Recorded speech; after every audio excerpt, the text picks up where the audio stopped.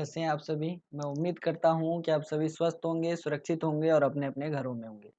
जैसा कि आप लोग स्क्रीन पे देख चुके होंगे दोस्तों कि हमें क्या डिस्कशन आज करना है। अब आप लोगों को पता चल ही गया होगा कि हमें आज डिस्कस करना है बीपीएससी 133। हम लोग ये जो है ना, ये पॉलिटिकल साइंस की बुक है, इस पर आज हम लोग चर्चा करेंगे, इस पर डिस्कशन हम लोग करेंगे और ये जो बुक है बीपीएससी 133 इसका नाम है तुलनात्मक शासन और राजनीति, ठीक है? इसी पर हमें डिस्कस करना है। देखिए दोस्तों इसमें कुल 5 ब्लॉक्स हैं। टोटल 5 ब्लॉक्स हैं, मैं आपको नीचे दिखा देता हूँ। मैं नीचे लिए चलता हूँ, 1 सेकंड रुक जाइए, देख लीजिए आप लोग। टोटल यहाँ 5 ब्लॉक्स नज़र आ रहे होंगे आपको और 5 ब्लॉक्स में 5 खंड में 13 इकाइयाँ हैं, मतलब 13 चैप्टर्स हैं, 13 चैप्टर्स हैं, ठीक है? तो अभी जो मैं डिस्कस करने वाला हूँ ना, उसमें से मैं अभी डिस्कस करने वाला हूँ खंड 1, खंड 2 और खंड 3 इतने को मैं डिस्कस करूँगा और इस इतने में टोटल जो है ना 6 चैप्टर हैं शायद। इस 6 चैप्टर्स में से मैं एक चैप्टर का डिस्कशन आप लोगों से नहीं करूँगा और वो चैप्टर है नागरिक और सैन्य शासन। इसका डिस्कशन मैं आप लोगों से नहीं करूँगा, बाकी जो 5 चैप्टर हैं उसका डिस्कशन करूँगा, जो इम्पोर्टेंट टॉपिक्स हैं, फैक्ट्स हैं उसको शॉर्ट में बताऊँगा और जो इम्पोर्टेंट क्वेश्चन जो एग्ज़ाम में आएँगे उसको बताऊँगा, ठीक है? इतना क्लियर है? आगे बढ़ने से पूर्व मैं आप लोगों को इतना कहना चाहूँगा कि मैं थोड़ा बिज़ी चल रहा था, ठीक है? बहुत ज़्यादा बिज़ी चल रहा था और मेरी तबीयत भी खराब थी, इस वजह से मैं वीडियो बना नहीं पा रहा था, ठीक है? लेकिन अभी मैं कोशिश करूँगा कि जो बचे हुए वीडियोज़ हैं वो एकदम मैं रिसेंटली अपलोड कर दूँ ताकि आप लोगों को कोई दिक्कत ना हो, क्योंकि आप लोगों को अभी थोड़ा बहुत टाइम गैप मिला हुआ है तो आप लोग प्रिपेयर अच्छे से कर लें ताकि आप लोगों का जो एग्ज़ामिनेशन है वो अच्छे से जा सके, ठीक है? तो ख़ैर इस बातों को अब साइड करते हैं, इन सभी बातों को, अब आगे बढ़ते हैं, देखते हैं आगे क्या डिस्कस करना है हमें। लिए चलता हूँ मैं आप लोगों को आगे। पहले हम लोग खंड 1 डिस्कस करेंगे, उसमें 2 चैप्टर्स हैं, उसका नाम आप लोगों को मैं बता देता हूँ। पहला वाला है तुलनात्मक विश्लेषण प्रकृति, क्षेत्र और उपयोगिता और दूसरा है शायद तुलनात्मक विश्लेषण की आवश्यकता क्यों? ऐसा ही है, जो भी हो देख लेंगे हम लोग। 1 सेकंड देख ही लेते हैं। तुलनात्मक राजनीतिक विश्लेषण की विधियाँ, ये है, ठीक है? तो अभी चलिए जल्दी-जल्दी इसको फटाफट शॉर्ट में डिस्कस कर लेते हैं और इतना ही करेंगे जितना कि हमें एग्ज़ामिनेशन में ज़रूरत हो, ठीक है? ज़्यादा हमें अभी अरस्तू बनने की आवश्यकता है नहीं, ठीक है? सिर्फ़ और सिर्फ़ काम से काम। चलिए आगे देखते हैं। सबसे पहले तो चैप्टर का नाम आप लोग देख लीजिए, चैप्टर का नाम क्या है? अ, 1 सेकंड मैं आप लोगों को बता दें, तुलनात्मक विश्लेषण, प्रकृति, क्षेत्र और उपयोगिता। आखिर सबसे पहले आप जान लीजिए कि तुलनात्मक जो यहाँ लिखा गया है, ये तुलना का क्या मतलब होता है?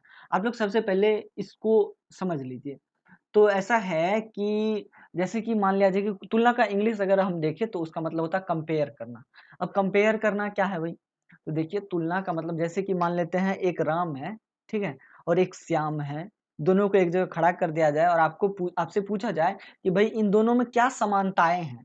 हो सकता है कि दोनों का साइज़ सेम होगा, दोनों की लंबाई सेम होगी, हो सकता है कि दोनों खाना बराबर खाते होंगे, ये भी 1 केजी खाता होगा, ये भी 1 केजी खाता है। हो सकता है कि ये दोनों आपस में मिल कर के सोते होंगे, एक ही समय पर सोते होंगे, ये भी 9 बजे सो जाता है, ये भी 10 बजे सो जाता है, सॉरी ये भी 9 बजे सो जाता है। तो मतलब ये क्या है? समानता हो गई। अब आपसे कोई पूछ दे कि भई ठीक है, राम और श्याम में क्या असमानताएँ हैं, ये बताओ?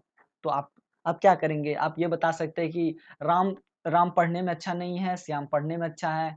राम को गाना नहीं आता है और श्याम को गाना आता है, तो आप यहाँ पर क्या कर रहे हैं? डिफरेंस कर रहे हैं और डिफरेंस करके हर बंदे की, जैसे राम और श्याम की प्रकृति को आप जान रहे हैं, उसकी प्रकृति क्या है? उसका नेचर क्या है? वो कैसा पढ़ता है, कैसा लिखता है, कैसी उसकी हाइट है, कब सोता है, कब जगता है? तो आप ऐसे क्या जान रहे हैं? उसका नेचर जान रहे हैं, ठीक है? तो तुलना का मतलब होता है कंपेयर करना और कंपेयर करने के बाद जो रिज़ल्ट आए, उसी को हम लोग तुलना कहते हैं। उसमें क्या होता है कि जो गुण अवगुण होते हैं ना, उसको अलग किया जाता है, जो समानताएँ और असमानताएँ होती है, वो अलग किया जाता है। अब तुलना हम करते क्यों हैं भई? तो तुलना क्यों करते हैं, तो आप समझ गए होंगे ताकि हम प्रकृति को जान सकें, उसकी प्रकृति क्या है और हम उस तुलना के माध्यम से हम ये भी जान सकेंगे कि आगे इससे हमें क्या बेनिफिट मिल सकता है और क्या लॉस हमें हो सकता है।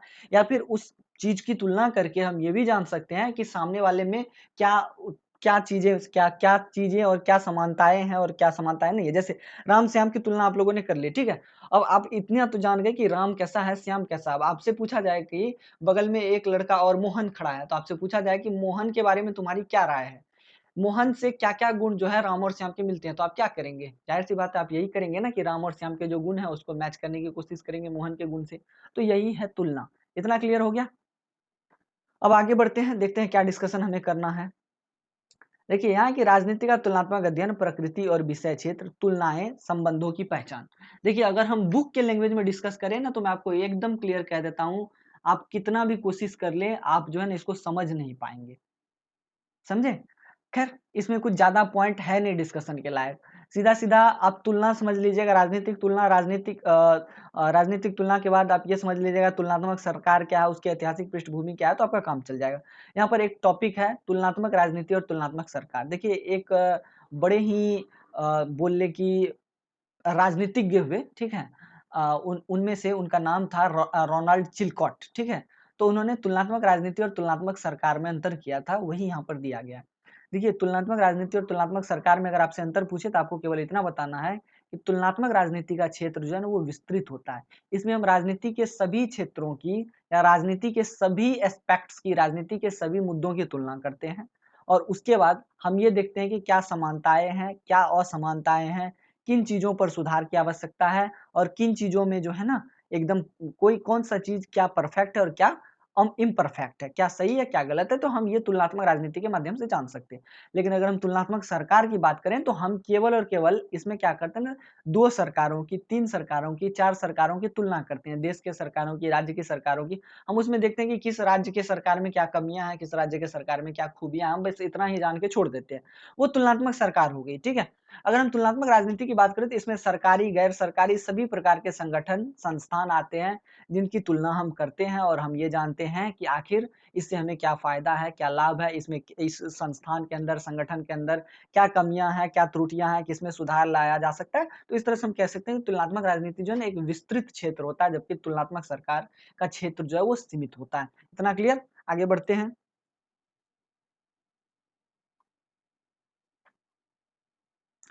अब है तुलनात्मक राजनीति एक सिंहावलोकन। अब जैसे कि हम तुलना कर रहे हैं, ठीक है, हम कंपेयर कर रहे हैं, तुलना तो हम राम श्याम इत्यादि सब का करते हैं, साइंस में हम लोग तुलनाएं करते हैं, तो राजनीति में तुलना की क्या आवश्यकता पड़ गई, अभी हम लोग ये जानेंगे, और राजनीति में ये तुलना नाम का शब्द आया कैसे, ठीक है, हम लोग इस पे डिस्कशन अभी करेंगे। तो देखिए दोस्तों, ये जो तुलनात्मक राजनीति है ना, इसकी एक लंबी बौद्धिक कहानी है, लंबी बौद्धिक वंशावली, या कह ले कि ये बहुत पुरानी है, और इसकी शुरुआत जो है ना सबसे पहले अरस्तु महोदय ने की थी। अरस्तु के बारे में आप जानते होंगे, या ऐसे महोदय थे जो सब जगह घुस जाते थे। सब जगह घुस जाने का मतलब है, आप इसको पॉलिटिकल साइंस में देख सकते हैं, आप इसको बायोलॉजी में देख सकते हैं, आप इसको इंग्लिश में देख सकते हैं, पता नहीं और कहाँ-कहाँ देख सकते हैं। बायोलॉजी के शायद फादर को एरिस्टोटल, अरस्तु ही कहा जाता है। सही बात है ना? एग्ज़ैक्ट तो मुझे नहीं पता, लेकिन शायद अरस्तु ही बायोलॉजी के फादर हैं। ठीक है? अब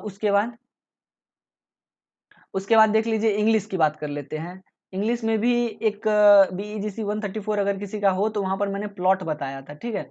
प्लॉट में भी बताया था मैंने कि सबसे पहले प्लॉट को जो है ना इसी ने डिफाइन किया था, इसी अरस्तू ने। उन्होंने कहा था plot is the characteristic of novel, उन्होंने कहा था। और उन्होंने शायद द थर्ड पोएटिक्स ऐसे करके उन्होंने लिखा हुआ था। उन्होंने लिखा था थर्ड पोएटिक्स या फाइनल पोएटिक्स या पोएट्री करके, उन्होंने अपना दस्तावेज दिया था, उसमें उन्होंने बताया था। अब देखिए, अब इंग्लिश में भी है ये महोदय, बायोलॉजी में भी है ये महोदय, और इसके बाद ये राजनीति में भी आ गए। तो अरस्तु जो है ना, इन्होंने सबसे पहले राजनीति के तुलनात्मक अध्ययन की शुरुआत की थी, और इन्होंने कुल 150, हालांकि इस बुक में 150 दिया हुआ, लेकिन कहीं कहीं पर 158 राज्यों की चर्चा भी की गई है। तो अरस्तु महोदय ने क्या किया था ना कि टोटल 150 राज्यों के संविधान का अध्ययन किया था शुरुआत में। इस पुस्तक के अकॉर्डिंग चलते हैं, क्योंकि पुस्तक में 150 दिया तो यही मानना पड़ेगा। तो इन्होंने टोटल 150 राज्यों के शासन प्रणाली का अध्ययन किया, उनके संविधान का अध्ययन किया, और फिर ये बताया कि कुछ निश्चित मानक पर जो है ना, कोई संविधान सही है, कुछ संविधान गलत है, ठीक है? तो हम इस तरह से कह सकते हैं ना कि तुलना के आधार पर उसने शासन प्रणालियों के अच्छे और बुरे आदर्श और विकृत रूप में या अच्छे रूप में विभाजित करने का प्रयास किया, ठीक है? अब इन्हीं के विचारों को बहुत से राजनीतिज्ञों ने, बहुत सारे विचारकों ने आगे बढ़ाया, ठीक है? उसमें से आते हैं प्राचीन रोमन चिंतकों के नाम कुछ, ठीक है? जैसे कि पॉलीबियस, सिसरो, ये सब आते हैं। फिर उसके बाद अनेक मैकियावेली, उसके बाद आप मान लीजिए कि एक तरह से क्या कहते हैं, जॉन लॉक, और इस तरह से ना बहुत सारे राजनीतिज्ञ की जो है ना, राजनीतिज्ञों ने इनके विचारों को आगे बढ़ाया, और आज ये जो राजनीति की जो तुलनात्मक अध्ययन की जो विषय है, राजनीतिक तुलनात्मक अध्ययन का जो विषय है, यह बहुत विस्तृत आकार ले चुका है। अब ये उत्पत्ति तो समझ गए कहाँ से आया है, अब हम बात करते हैं कि इसका इतिहास क्या है, क्योंकि यहाँ पर दिया गया है एक ऐतिहासिक सिंहावलोकन। देखिए दोस्तों, ये जो राजनीति के तुलनात्मक अध्ययन की अगर हम बात करें तो सबसे पहले इसकी शुरुआत किसने की थी? अरस्तू ने, ठीक है? धीरे-धीरे, धीरे-धीरे, चूँकि उस समय संसार बहुत बड़ा नहीं था, संसार तो था उतना ही, लेकिन उसमें जनसंख्या उतनी नहीं थी, उतने सारे देश नहीं थे, तो हम कह सकते हैं कि उस समय जो है ना राजनीति का जो तुलनात्मक अध्ययन होता था, बहुत ही शॉर्ट एस्पेक्ट में होता था, बहुत ही कम पॉइंट्स के आधार पर होता था। जैसे अगर 2 राज्य के संविधानों की तुलना करनी है, तो केवल 2 राज्य के संविधान की तुलना कर दी जाती थी। मतलब अगर तुलना करनी है 2 राज्यों की, तो वहाँ पे संविधान हुआ करता था, लिखित संविधान की तुलना कर दी गई, सरकारों की तुलना कर दी गई, काम बन गया। लेकिन अगर आज हम 2 देशों की तुलना करें, तो क्या यही 2 पॉइंट से काम मेरा चलेगा? बिल्कुल नहीं चलेगा। अभी अगर हम 2 देशों की तुलना करना चाहेंगे, तो सबसे पहले सरकार के गठन को देखेंगे, फिर सरकार के कार्यशैली को देखेंगे, फिर सरकार का हम ये देखेंगे कि उसका संविधान कैसा है, ठीक है? फिर उस देश के लोगों को देखेंगे, नागरिकों को देखेंगे, उनका रहन-सहन कैसा है, इस तरह से हम 2 देशों की तुलना कर सकते हैं। लेकिन पुराने ज़माने में ऐसा था नहीं, ठीक है? तो धीरे-धीरे अब क्या है ना कि इसमें परिवर्तन, धीरे-धीरे परिवर्तन आता गया, और हम आज मतलब इस तुलनात्मक अध्ययन को इस रूप में देख रहे हैं। तो परिवर्तन कैसे आया उसके बारे में बताता हूँ। सबसे पहले 19वीं सदी का अंत हुआ और 20वीं सदी का प्रारंभ हुआ। तो उस समय क्या था ना कि जैसे कि बात कर लेते हैं, उस समय इंग्लैंड नाम का एक देश हुआ करता था, जो कि यूरोप का एक देश था। वो अपनी है ना चालबाज़ बुद्धि से बहुत से देशों को अपने कब्ज़े में ले चुका था। ठीक है? अगर हम बात करें उस समय में 19वीं-20वीं शताब्दी के समय में, उस समय 3 देश, ब्रिटेन जिसको अभी इंग्लैंड के नाम से जानते हैं, ठीक है? या इंग्लैंड जो कि ब्रिटेन है, फ्रांस और जर्मनी, इन्हीं तीनों देशों का बोलबाला था पूरे विश्व पर। इन तीनों देशों ने लगभग सारे देशों पर कब्ज़ा कर लिया था, उन्हें अपना उपनिवेश बना लिया था। ठीक है?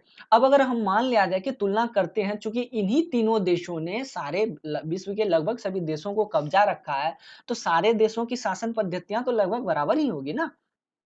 होगी ना? तो अगर हम तुलना करेंगे तो किसकी तुलना करेंगे? यही तो ब्रिटेन की तुलना करेंगे, फ्रांस और जर्मनी की तुलना करेंगे, क्योंकि इन्हीं तीनों ने कब्ज़ाया है। तो अब जैसे कि जिस भी देश को जिस भी देश ने कब्ज़ाया है, जैसे ब्रिटेन ने मान लेते हैं कि भारत को कब्ज़ा कर रखा था, ठीक है?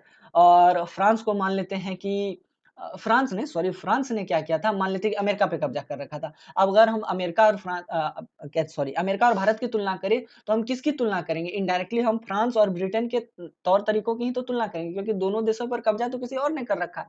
तो हम ये कह सकते हैं कि उस समय क्या हुआ ना कि जब राजनीति के 19वीं और 20वीं सदी के प्रारंभ में जब राजनीति थी, तो उस समय तुलना का जो क्षेत्र था वो 3 ही देशों तक सिमट कर रह गया था।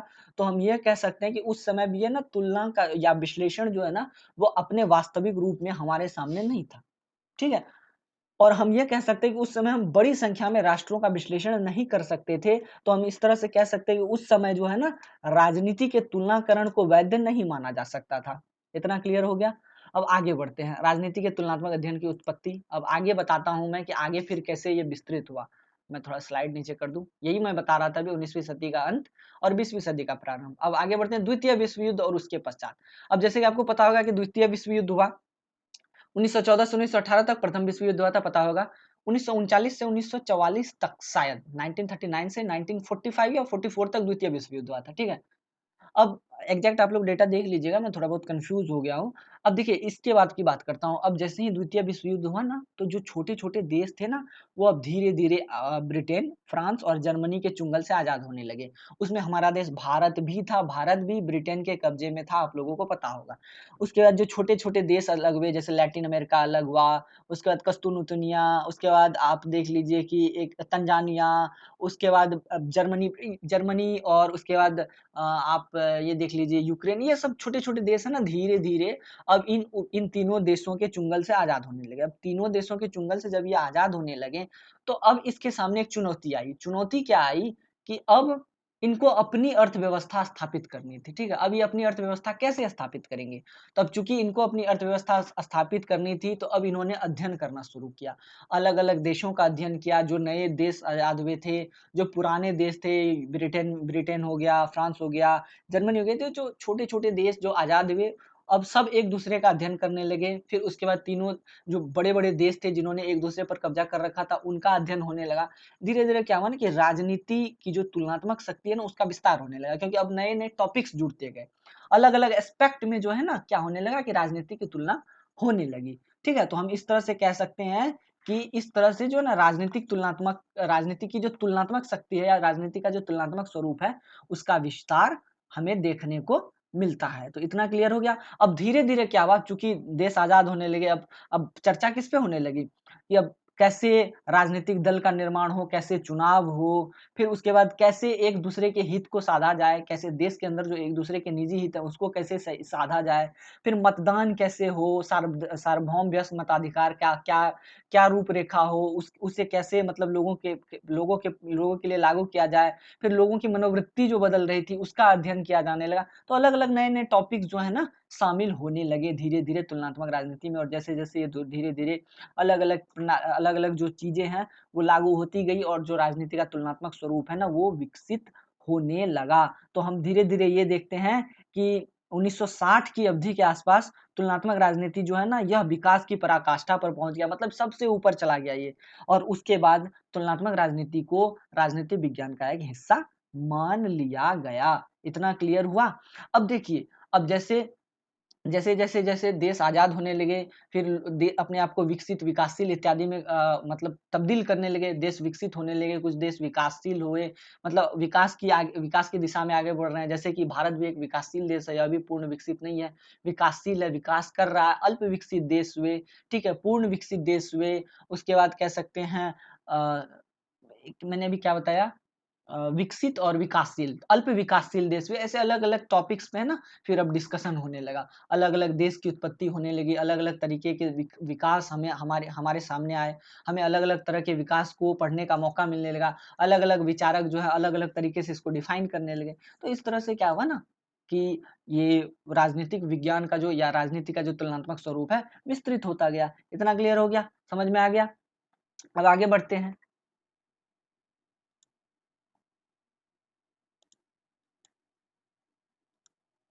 देखिए दोस्तों, मैं यहाँ शॉर्ट में बता रहा हूँ, इतना बता रहा हूँ ना कि आप कृपया मतलब केवल इसको समझ जाएँ। अब इतना समझ जाएँगे तो आप ज़ाहिर-सी बात है ना इसके प्रश्न उत्तर कर देंगे, क्योंकि प्रश्न जिससे बनेगा मैं उतना ही बता रहा हूँ। इसके अलावा बहुत से टॉपिक्स हैं जिसको बताने की आवश्यकता है। अब आवश्यकता है का मतलब ये है कि आपको ज्ञान के लिए उसको बताने की आवश्यकता है। एग्ज़ाम से उसका कोई लेना-देना नहीं है। इसलिए मैं केवल इतना ही बता रहा हूँ जितना एग्ज़ाम में ज़रूरी हो। तो इतना क्लियर हो गया? इतना समझ में आ गया? अब आगे देखते हैं आगे क्या डिस्कस करना है। अब देखिए दोस्तों, अब मुद्दा ये है ना कि हम राजनीति का जो तुलनात्मक अध्ययन करते हैं, उसकी उपयोगिता क्या है? ठीक है? आखिर किस उद्देश्य से हम ऐसा करते हैं? तो पहला है, सॉरी, मैं थोड़ा डकार मार रहा था, लेट हो गया बोलने में, ठीक है? सैद्धांतिक सूत्रीकरण के लिए तुलना। तो अब ऐसा है कि हम क्या करते हैं ना कि देखते हैं, कैसे क्या देखते हैं? अब जैसे 2 देशों की तुलना हम कर रहे हैं, ठीक है? या 2 लड़कों की तुलना कर रहे हैं, तो उसके माध्यम से हम ये उस मामले पर पहुँचना चाह रहे हैं कि इसमें जो है ना, क्या सामान्यताएँ पाई जाती है, क्या समानताएँ और क्या विभिन्नताएँ हैं। तो हम इसलिए तुलना करते हैं, क्यों करते हैं? ताकि हमें उसकी समानताओं और विभिन्नताओं का या विषमताओं का पता चल सके। वैज्ञानिक कठोरता के लिए तुलनाएँ। अब ऐसा है, मान लेते हैं कि कुछ देश में नियम कानून कठोर है और कुछ देश में बहुत ही सॉफ्ट नियम कानून है, बहुत लचीले नियम कानून है। अब जो लचीले नियम कानून वाले देश है ना, वो क्या उसके जो नागरिक है ना, वो क्या करते हैं, बार-बार कानून तोड़ दे रहे हैं, ठीक है? अब चूँकि वो कानून तोड़ दे रहे हैं, इससे समाज में को नुकसान हो रहा है और देश को नुकसान हो रहा है। अब मान लीजिए कि वो अपने कानून में परिवर्तन करना चाहेंगे, ठीक है? उसको कठोर बनाना चाहेंगे, तो वो क्या करेंगे? कठोर देश के जो संविधान है, कठोर देश के जो तरीके हैं ना, जो तौर-तरीके हैं, उसी का अध्ययन तो करेंगे। तो अब ऐसा ऐसा करने से उसे क्या मिलेगा? उसे ये मिलेगा कि उसे पता चलेगा कि कौन-सा कानून कितना कठोर है, कौन-सा संविधान कितना कठोर है और उसे किस हद तक देश के नागरिक पर लागू किया जा सकता है। तो हम कह सकते हैं कि वैज्ञानिक कठोरताओं के लिए भी तुलनाएँ होती है, जिसमें क्या होता है, तो समाज में जो मौजूद कह लें कि लोचशीलता है, समाज में जो मौजूद लचीलापन है, उसको खत्म करने की कोशिश की जाती है। ठीक है? अब ये तुलनाएँ जो संबंधों में व्याख्या की ओर ले जाए। अब ऐसा है कि कुछ तुलनाएँ ऐसी ऐसी भी होती है जिसमें कि संबंधों की व्याख्या की जाती है। जैसे हम भारत और रूस का एक एग्ज़ाम्पल ले लेते हैं। भारत और रूस का जो संबंध है ना, वो बहुत पुराना है और बहुत ही अच्छा वाला संबंध है, मित्रवत संबंध है। अगर हम इसकी तुलना करेंगे तो हम कैसे करेंगे? तो हम इतिहास में जाएँगे, उसको जानेंगे कि भारत ने किस तरह से रूस की मदद की या रूस ने किस तरह से भारत की मदद की और कैसे इन दोनों के मित्रवत संबंध प्रगाढ़ हुए, कैसे इन दोनों के मित्रवत संबंध जो है ना और मजबूत हुए। तो हम इस तरह से क्या करते हैं, हम ये कह सकते हैं कि राजनीति का तुलनात्मक अध्ययन इसलिए करते हैं ताकि हम ये जान सकें कि हमारे जो संबंध है या किसी देश का या किसी राजनीति का संबंध कितना मजबूत है। ठीक है? इतना क्लियर हो गया? तो इसीलिए हम तुलना करते हैं, यही तुलना की उपयोगिता है। अब आगे बढ़ते हैं, दूसरा वाला क्या है? दूसरा वाला क्या चैप्टर है, तो दूसरा वाला चैप्टर तुलनात्मक राजनीतिक विश्लेषण की विधियाँ। तो ऐसा है कि हम तुलनात्मक राजनीतिक जो विश्लेषण करते हैं, तुलनात्मक राजनीति जो करते हैं, ठीक है? उसकी विधियाँ कौन-कौन सी हैं? हम अभी तो ये जानेंगे कि उपयोगिता क्या है, मतलब उसका उद्देश्य क्या है तुलनात्मक राजनीति करने का? राजनीति का तुलनात्मक अध्ययन करने का उद्देश्य क्या है, ये समझ गए। अब देखिए तुलनात्मक राजनीति की विधियाँ क्या हैं? किन-किन विधियों से हम तुलनात्मक राजनीति का जो है ना विश्लेषण कर सकते हैं, ठीक है? तो वो है। तो वो अभी मैं आप लोगों को बता देता हूँ, एकदम शॉर्ट में बता देता हूँ। ये पद्धति पर कुछ विचार, इसको जानने की क्या ही आवश्यकता, कोई आवश्यकता है नहीं। ये है हमारा मेन टॉपिक, तुलनात्मक पद्धति, तुलना क्यों? सबसे पहले कि हम तुलना करते क्यों हैं, ठीक है? अब पहले तो हम ये जानेंगे कि उसका उद्देश्य क्या था, किस-किस वजह से। अब है कि तुलनात्मक पद्धति में हम तुलना क्यों करते हैं, क्यों तुलना होती है? तो सामाजिक वैज्ञानिक अनुसंधान, ऑलमोस्ट देखिए उपयोगिता और क्यों तुलना करते हैं, ये ऑलमोस्ट सेम है, आप दोनों आंसर को मिला करके लिख सकते हैं। तो देखिए ऐसा है कि सामाजिक वैज्ञानिक अनुसंधान का मतलब है कि समाज में जो भी ऊच-नीच है, जो असमानताएँ हैं ना, उसमें हम उसको जानने के लिए, जो समानताएँ हैं और जो असमानताएँ हैं, उसको जानने के लिए हम क्या करते हैं, तो तुलना करते हैं, सामाजिक और वैज्ञानिक तौर पर तुलना करते हैं। इससे हम ये जानते हैं कि किस समाज में कैसी विशेषताएँ हैं, कैसी परिशुद्धता है, कैसी मान्यता है, कैसी विश्वसनीयता है, कैसी पनीयता है। तो इस तरह से हम जो है ना तुलना करते हैं, इसलिए हम तुलना करते हैं। अब आगे बढ़ते हैं, आगे देखते हैं समाकलनात्मक चिंतन। तो 1 सेकंड ट्रैक्टर जा रहा है, आवाज़ अगर आ रही होगी आप लोगों को तो मैं माफ़ी चाहता हूँ। अब आगे बढ़ते हैं सीधे-सीधे। देखिए, हम समाकलनात्मक चिंतन क्यों करते हैं? इसमें ऐसा होता है कि कोई एक बयान हो गया, ठीक है? या कुछ ऐसे टॉपिक्स हो गए, ठीक है? जो एक देश का है और दूसरे देश का, हम उन दोनों के बीच में कंपैरिज़न करते हैं, ठीक है? कंपैरिज़न करके हम देखते हैं कि दोनों में जो है ना क्या समानताएँ और क्या विषमताएँ हैं। कोई टॉपिक हो गया, कोई एक सिंपल टॉपिक, ठीक है? कोई एक मुद्दा हो गया उस पर, जैसे अभी यूक्रेन और रूस का युद्ध वाला मुद्दा है। तो अगर दोनों का विश्लेषण करें हम, तो हम ये जानेंगे कि इससे हमें पता चलेगा कि समाकलनात्मक एक ही काल में कैसे-कैसे जो है ना चिंतन हो रहे हैं, कैसे-कैसे डेवलपमेंट हो रहे हैं। तो इस पर हमें मतलब हम इस वजह से क्या करते हैं, राजनीति का तुलनात्मक अध्ययन करते हैं। इतना क्लियर हो गया। अब है तुलना की पद्धतियाँ, क्यों हम तुलना करते सॉरी मिस्टेक हो गया मुझसे बोलने में। तुलना की जो डिफरेंट-डिफरेंट पद्धतियाँ हैं, तुलना के जो डिफरेंट-डिफरेंट तौर तरीके हैं, उस पर हम चर्चा भी करेंगे। तो देखिए एक है प्रयोगात्मक पद्धति, इसमें क्या करते हैं हम कि 2 आदमियों को ला देते हैं या 2 देशों को ला देते हैं, 2 संगठनों को एक साथ ला देते हैं, उसमें कंपैरिज़न कर लेते हैं। हम ये देख लेते हैं कि क्या समानताएँ हैं, क्या विषमताएँ हैं, क्या अंतर है, क्या अच्छा है, क्या बुरा है, हम ये देख लेते हैं। जैसे राम और श्याम के बीच अगर हम अंतर कर रहे हैं, तो ये प्रयोगात्मक पद्धति है। इतना क्लियर हो गया? अब है दूसरा केस स्टडी, यह भी तुलनात्मक कह लें कि राजनीति का तुलनात्मक अध्ययन का एक अनूठा तरीका है। इस पद्धति से भी हम केस स्टडी के माध्यम से भी राजनीति का तुलनात्मक अध्ययन करते हैं। जैसे मैं आपको एक एग्जांपल देता हूँ। एक एग्जांपल ले लीजिए, आप एक आईएएस ऑफिसर हैं, ठीक है? इतना क्लियर हो गया? और एक सामने वाला कॉन्ट्रैक्टर है, ठीक है? वो कॉन्ट्रैक्टर आपसे किसी रोड के मुद्दे पर कॉन्ट्रैक्ट लेना चाह रहा है, ठीक है? अब होता क्या है कि अब कॉन्ट्रैक्ट लेने के लिए वो आया, ठीक है? आपने उससे डिमांड की। क्या डिमांड की? आपने कहा कि मुझे 2 करोड़ रुपए दो तभी मैं तुम्हारा ये रोड वाला कॉन्ट्रैक्ट पास करूँगा। अब ठीक है, इतना क्लियर हो गया।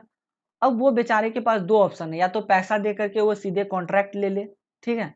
या फिर वो कोर्ट जाए, न्यायालय जाए, यहाँ जाए, वहाँ जाए और गुहार लगाए कि हाँ भाई ये जो आईएएस ऑफिसर है ना, ये मुझसे घूस माँग रहा है, ये मुझसे रिश्वत माँग रहा है कॉन्ट्रैक्ट देने के, ठीक है? अब यहाँ 2 तरह की केस स्टडी बनती है। पहला वाला तो आप समझ गए कि पैसा देके अपना काम निकाल लें।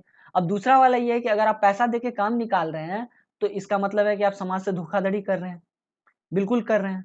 क्यों कर रहे हैं? क्योंकि आप रिश्वत दे रहे हैं और रिश्वत जो है वो गलत चीज़ है। अब दूसरा ये हो सकता है कि मान लिया जाए कि आप रिश्वत नहीं देते, आप समाज में या कोर्ट जाकर के आप आवाज़ उठाते हैं, ठीक है? आप कोर्ट जाकर के आवाज़ उठाते हैं, अब चूँकि आईएएस का पद ओहदा बहुत बड़ा होता है, बहुत पावर होता है उसके पास। अब बताइए आप कोर्ट जाएँगे तो क्या गारंटी है कि कोर्ट जो है आपको मतलब न्याय दे ही देगा? तो अब यहाँ पर समस्या ये है कि आप उस परिस्थिति में करेंगे क्या? ठीक है? आप सीधे पैसा देंगे या कोर्ट जाएँगे, अगर कोर्ट जाएँगे, कोर्ट वाला नहीं मानेगा तो फिर क्या करेंगे आप? फिर कोर्ट को समझाने के लिए आप क्या दलील देंगे, कैसे समझाएँगे उसको? तो ये केस स्टडी है। इतना क्लियर हो गया? अब आगे बढ़ते हैं। सांख्यिकीय पद्धति यह है, इसमें क्या होता है ना कि डेटा दे दिया जाता है आपसे। जैसे मान लेते हैं आपको दे दिया गया कि भारत की साक्षरता दर 48% है, अमेरिका की साक्षरता दर 78% है। ये क्या है? डेटा है, ठीक है? अब इसमें आपसे फिर एक इलैबोरेट कर देगा, केरल में 73% साक्षरता दर है, बिहार में 20% है, दिल्ली में 45% है, और इसी तरह अमेरिका में आपको दे देगा, न्यूयॉर्क में 25% साक्षर लोग हैं, और उसके बाद आपसे आपको बोल दिया जाएगा कैलिफोर्निया में 75% साक्षर लोग हैं। तो अब आपको एक डेटा दे दिया गया, ठीक है। अब डेटा के आधार पर अगर आप क्या कर रहे हैं ना, कंपेयर कर रहे हैं, तुलना कर रहे हैं, तो ये सांख्यिकीय पद्धति के अंतर्गत हम राजनीति की तुलना करते हैं, ठीक है। इतना क्लियर हो गया। अब आगे बढ़ते हैं, देखते हैं आगे हमें क्या डिस्कस करना है।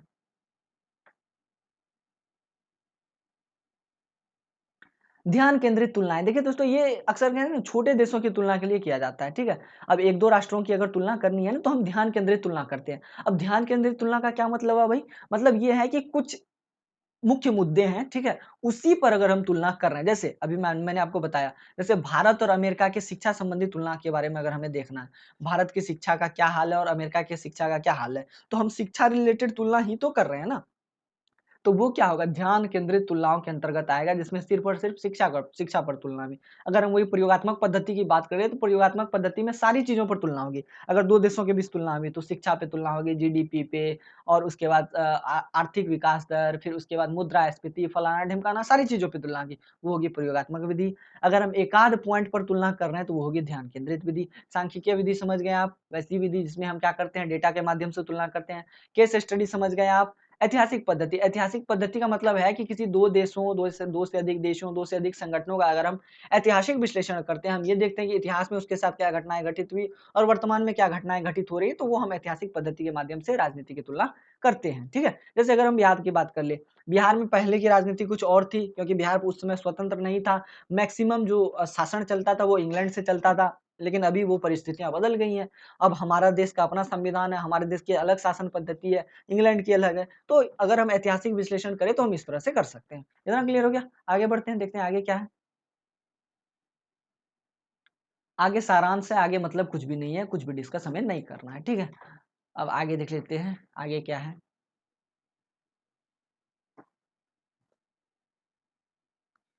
ये वाला ब्लॉक खत्म हो गया, ब्लॉक 2 पे आते हैं। अब हम ब्लॉक 2 में हमें देखना है कि क्या क्या डिस्कशन हमें करना है। अब है सत्तावादी और लोकतांत्रिक शासन, इस पे हमें डिस्कस करना है दोस्तों। सत्तावादी क्या होती है और लोकतांत्रिक शासन क्या होता है। सरकार, राजनीतिक व्यवस्था और राजनीतिक शासन। सबसे पहले तो आप ये समझ लीजिए, सरकार, राजनीतिक व्यवस्था, राजनीतिक शासन, तीनों शब्द का प्रयोग चाहे पर्याय के रूप में किया जा सकता है, फिर भी इनमें अंतर अवश्य है। अब क्या अंतर है वो मैं बता देता हूँ। सरकार शब्द का प्रयोग प्रायः उस संस्थागत प्रक्रिया के लिए किया जाता है जिसके अनुसार सामूहिक तथा सामान्यता बाध्य निर्णय लिए तथा लागू किए जाते हैं। अब देखिए, सरकार का क्या मतलब हुआ। सरकार का मतलब हुआ, जैसे अगर हम भारत की बात कर लेते हैं, भारत में भी केंद्र सरकार में माननीय नरेंद्र मोदी जी हैं और उसके मंत्रिमंडल है। तो अब उनका काम क्या है, वो सरकार में उनका काम क्या है, ऐसे नियम और नीति को बनाना जो कि लोगों को एकदम स्वेच्छा से मतलब स्वीकार हो, ठीक है। और ऐसे निर्णय हो जो बाध्यकारी हो, उसको स्वीकार करना अनिवार्य है। अगर वो ऐसा नहीं करते तो वो दंड के भागी होंगे। तो सरकार ये होती है, ऐसी संस्थागत प्रक्रिया होती है, ऐसा संस्थागत ढांचा होता है जो कि सामूहिक निर्णय लेने का काम करती है और उसको लागू करने का काम करती है। इतना क्लियर हो गया। राजनीतिक व्यवस्था, तो राजनीतिक व्यवस्था और राजनीतिक शासन में मतलब हम ये कह लें कि बहुत ज़्यादा डिफरेंस है नहीं, ठीक है। अब कैसे डिफरेंस नहीं है वो मैं बता देता हूँ। राजनीतिक शासन में क्या होता है कि हम देश में जो है ना राजनीति कैसे-कैसे चल रही है ना, उसकी तुलना उसके बारे में जानते हैं, ठीक है? राजनीति का क्या हाल है, कैसे हो रही है राजनीति, किस-किस माध्यम से राजनीति हो रही है। अगर हम राजनीतिक व्यवस्था की बात करें, तो ऐसा हो है कि जो राजनीति में क्या है कि अलग-अलग जो एस्पेक्ट हैं, अलग-अलग जो मंत्रालय हैं, अलग-अलग कह लें कि ऑफिस बने हुए, अलग-अलग दफ्तर बने हुए, तो वो राजनीतिक व्यवस्था के अंतर्गत आएँगे। राजनीतिक शासन में क्या होता है कि हम ओवरऑल शासन का अध्ययन करते हैं। कैसे शासन हो रहा है, अलग-अलग मंत्रिमंडल कैसे कार्य कर रहा है। और राजनीतिक व्यवस्था की बात करें, तो हम ये देखते हैं कि अलग-अलग मंत्रिमंडल कैसे हैं, इनका निर्माण कैसे हुआ है, ठीक है? ये राजनीतिक व्यवस्था है, किस राजनीतिक व्यवस्था के अंतर्गत इनका निर्माण हुआ है। तो ये सब क्या है, सरकार, राजनीतिक व्यवस्था और राजनीतिक शासन है। इतना क्लियर हो गया? आगे बढ़ते हैं। अब है राजनीतिक शासनों के वर्गीकरण का उद्देश्य। ठीक है, इसके मुख्यतः 3 उद्देश्य। हम क्यों राजनीतिक शासन का वर्गीकरण करते हैं? तो देखिए दोस्तों, राजनीतिक शासनों के वर्गीकरण की प्रक्रिया से सरकार और राजनीति को समझने की दिशा में मदद मिलती है। पहला, अगर हम राजनीतिक शासनों का वर्गीकरण कर रहे हैं, कौन सा मंत्रालय कैसे कार्य कर रहा है, किस देश के राजनेता कैसे कार्य कर रहे हैं, किस देश की राजनीतिक शासन की पद्धतियां कैसी है, अगर हम इसका अध्ययन कर रहे हैं तो हम ये जानने की कोशिश कर रहे हैं कि उस देश की या उस प्रक्रिया, उस जगह, उस संगठन में जो सरकार है ना, वो कैसे काम कर रही है, हम ये जानने की कोशिश कर रहे हैं। और राजनीति कैसे हो रही है, हम ये जानने की कोशिश करते हैं। ठीक है। द्वितीय, वर्गीकरण की प्रक्रिया से किसी राजनीतिक प्रणाली विशेष के मूल्यांकन में सहायता मिलती है। अगर हम राजनीति का वर्गीकरण कर रहे हैं, ठीक है, राजनीतिक शासकों को वर्गीकृत कर रहे हैं, शासनों को, तो हम ये जानने की कोशिश करते हैं कि जो राजनीतिक प्रणाली है ना, इस प्रणाली विशेष का मूल्यांकन होता है कि मतलब ये जो राजनीतिक प्रणाली है, मान लेते कोई राजनीतिक प्रणाली है, जैसे लोकतंत्र एक राजनीतिक प्रणाली है, लोकतांत्रिक प्रणाली। अब इसमें हम ये जानने की कोशिश करेंगे ये कितना हद तक सही है और कितना हद तक गलत है। मतलब मूल्यांकन का मौका मिलता है। राजनीतिक शासनों के वर्गीकरण का एक दूसरा उद्देश्य ये है। पहला उद्देश्य समझ गए आप, राजनीति को समझने में मदद मिलती है। दूसरा, उसके मूल्यांकन में मदद मिलती है। ठीक है। अब तीसरा वाला है कि हम ये जानने की कोशिश करते हैं कि अब ये जो शासन प्रणालियां हैं, इसमें जो कमियां हैं ना, उसको कैसे दूर किया जाए। ठीक है। और हम इसमें ये भी जानने की कोशिश करते हैं, या हम हमारे राजनीतिक शासनों के वर्गीकरण का उद्देश्य ये भी होता है कि हम ये जान जाते हैं कि कौन सी प्रणाली बेहतर है और किसमें परिवर्तन की आवश्यकता है। इतना क्लियर हो गया? आगे बढ़ते हैं। अब है लोकतांत्रिक शासनों का विकास। इसके बारे में हमें जानना है, लोकतांत्रिक शासनों का विकास कैसे हुआ। ठीक है। अब चलिए देख लेते हैं कैसे हुआ, क्या डिस्कस हमें करना है। 2 सेकंड का समय दीजिए। मुझे लग रहा है कि मुझे कोई मैसेज आ रहा है। ठीक है, मैं जरा मैसेज देख लेता हूँ, तभी मैं आप लोगों को बताऊंगा। हो गया मेरा काम। सबसे पहले लोकतांत्रिक शासनों के विकास की अगर हम बात करें दोस्तों, तो देखिए, लोकतांत्रिक जो है ना, ये शब्द लोकतंत्र से बना है। किससे बना है? पेन टैबलेट नहीं है दोस्तों, माउस से काम कर रहा हूँ, आप लोगों को दिक्कत हो रही होगी। लोकतांत्रिक शब्द बना है लोकतंत्र से। ठीक है। किससे बना है? तो लोकतंत्र से बना है। लोकतंत्र में दो शब्द हैं, लोक और तंत्र। और लोकतांत्रिक शब्द को इंग्लिश में हम कहते हैं डेमोक्रेसी। डेमोक्रेसी में दो शब्द हैं, डेमो प्लस क्रेसिया। ठीक है। तो डेमोस का मतलब होता है पीपल, जनता, और क्रेसिया का मतलब होता है शासन। तो लोकतंत्र का मतलब अगर हम कहना चाहें तो हम ये कह सकते हैं लोगों का तंत्र, लोगों का शासन अथवा जनता का शासन ही लोकतंत्र है। अब इसका हम विकास कैसे हुआ, तो सबसे पहले मैं आप लोगों को बता दूं कि यह जो है ना, ग्रीक भाषा का शब्द है लोकतंत्र। ठीक है। और इसकी जो उत्पत्ति है ना, सबसे पहले ग्रीस के नगर में ही हुई थी। हुआ ये था कि इस शब्द का प्रयोग सबसे पहले ग्रीस, यूनान में 5वीं शताब्दी ईसा पूर्व के मध्य में किया गया था। और यह जो इस शब्द का प्रयोग है ना, उस समय ग्रीस के नगर राज्यों में जो शासन चल रहे थे ना, उसके लिए किया गया था। ठीक है। और उस समय जो अलग-अलग शासन तंत्र थे ग्रीस के अंदर, कहीं राजतंत्र था, कहीं कुलीन तंत्र था, तो कहीं हल्का-फुल्का लोकतंत्र था, तो उसके लिए इसी लोकतंत्र या डेमोक्रेसी शब्द का प्रयोग किया गया था। लेकिन उस समय चूँकि 5वीं शताब्दी में बहुत ज़्यादा देश की उत्पत्ति भी नहीं हुई थी, और जो बाकी जो छोटे-मोटे देश थे ना, वो ज़्यादा विकसित भी नहीं हुआ था।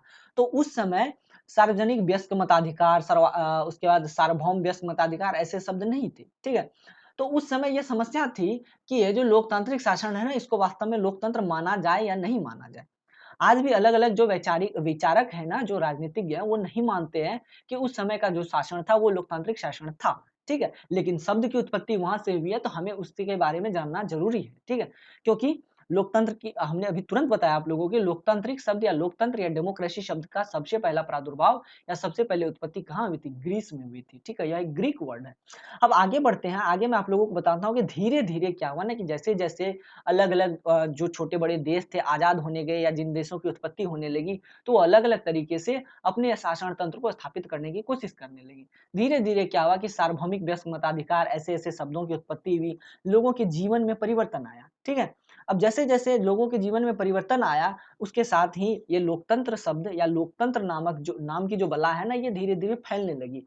और फैलते-फैलते आज क्या हुआ कि यह एक बहुत बड़ा विस्तृत रूप ले चुकी है, और विश्व के लगभग सभी देशों में लोकतंत्र या लोकतांत्रिक शासन हमें देखने को मिलता है। तो अब आप समझ गए होंगे कि लोकतांत्रिक शासनों का विकास कैसे हुआ। सबसे पहले तो आप ये जान गए होंगे कि ग्रीक शब्द है, ग्रीस में या यूनान में सबसे पहले इसका प्रादुर्भाव हुआ। सबसे पहले वहाँ पे जो नगर राज्य थे ना, वहाँ पर ही ऐसे शब्दों का प्रयोग हुआ था, क्योंकि वहाँ पर थोड़े बहुत लोकतंत्र थे, थोड़ा बहुत कुलीन तंत्र था, थोड़ा बहुत राजतंत्र था।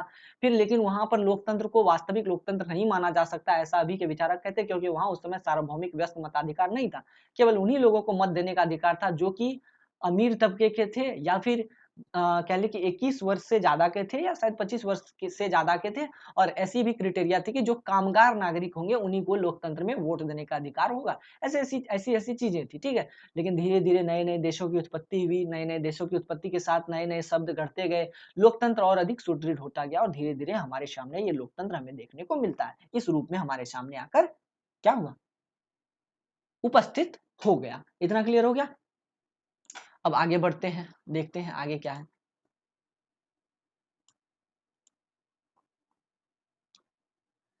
आगे है विकसित राज्यों में लोकतांत्रिक शासन। देखिए दोस्तों, दो तरह के राज्य, एक तो विकासशील, ठीक है, विकासशील, इतना जान लीजिए, लिखने में दिक्कत हो रही है। दूसरा है विकसित। तो विकसित का मतलब है कि जो पूर्ण रूपेण विकसित हो गया, जहां संसाधन पर्याप्त मात्रा में है, ठीक है, और उन संसाधनों का उपभोग उस देश के, उस राज्य के नागरिक अच्छे तरीके से कर रहे हैं, वो विकसित देश के अंतर्गत आएगा। दूसरा है विकासशील देश। विकासशील देश का मतलब है जिन्होंने अब तक अपने विकास को कंप्लीट नहीं किया, वो अभी तक विकास के चरण में है, वो अपने आप को धीरे धीरे विकसित करने में लगे हुए हैं। तो यहाँ पर पूछा गया है कि विकसित देशों में बताना है लोकतांत्रिक शासन कैसा है। तो देखिए, सबसे पहले मैं आप लोगों को बता देता हूँ, विकसित देशों में जो लोकतांत्रिक शासन है ना, वो बहुलतंत्र अथवा लोकतांत्रिक स्वभाव का है। अब इस देश में जो लोकतांत्रिक शासन है उसकी विशेषताएं क्या है? अगर हम बात कर लेते हैं लोकतांत्रिक विकसित देशों में जो लोकतांत्रिक शासन है, तो उसमें सबसे पहला क्या है कि संस्थानों और प्रक्रियाओं का प्रतिनिधित्व होता है, ठीक है।